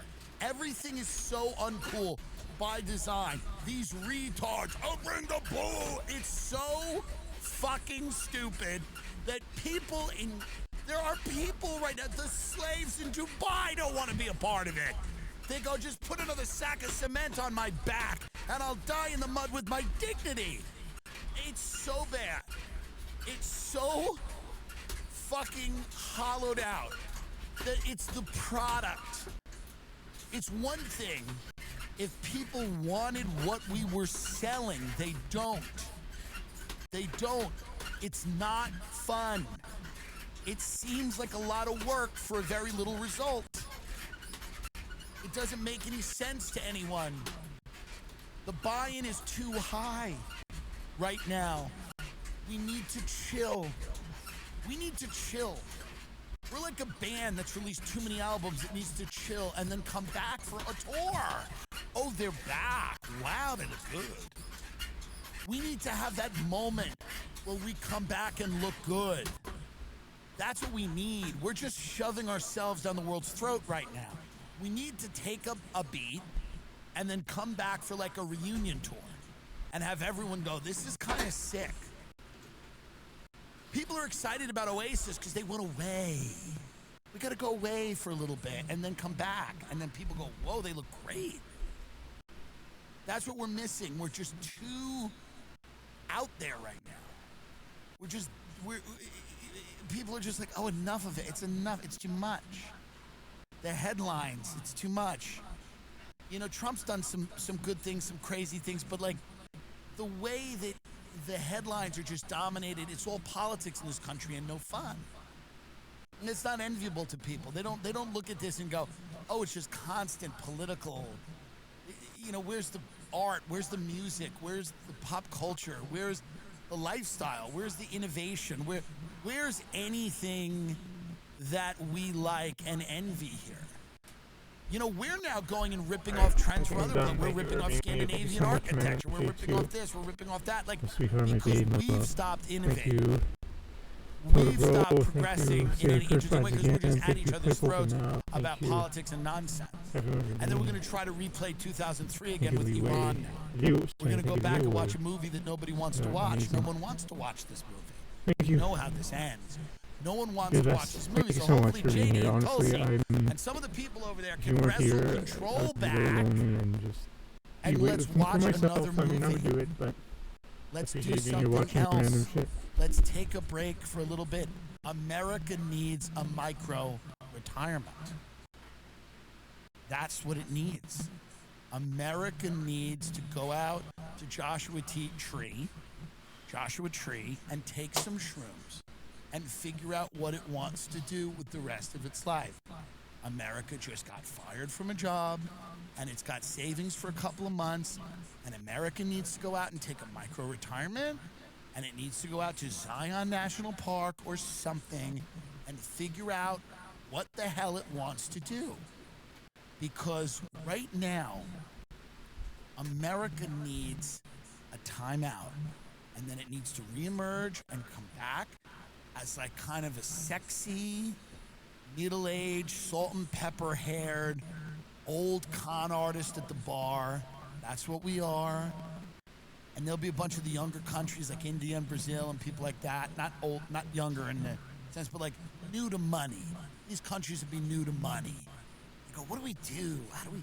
And then America's like the salt and pepper hair guy at the end of the bar who's like, let me tell you a story. Let me tell you a little something. And then you become like a sage, old counselor to these young countries and you teach them how to fuck people over. That's what we need to do. That's our legacy on the world stage. The old guy at a bar in the Florida Keys who talks a good game, and they go, you don't know about Johnny? And they go, who's this guy Johnny? And they go, Johnny used to run this whole fucking place. He used to run this whole fucking town. You go, wow. He seems to know everything and everybody. Man, Johnny knows everybody. Johnny knows everything. And they go, yeah, he brought the boom. Oh, yeah. Oh, he brought the boom. Good night, everybody.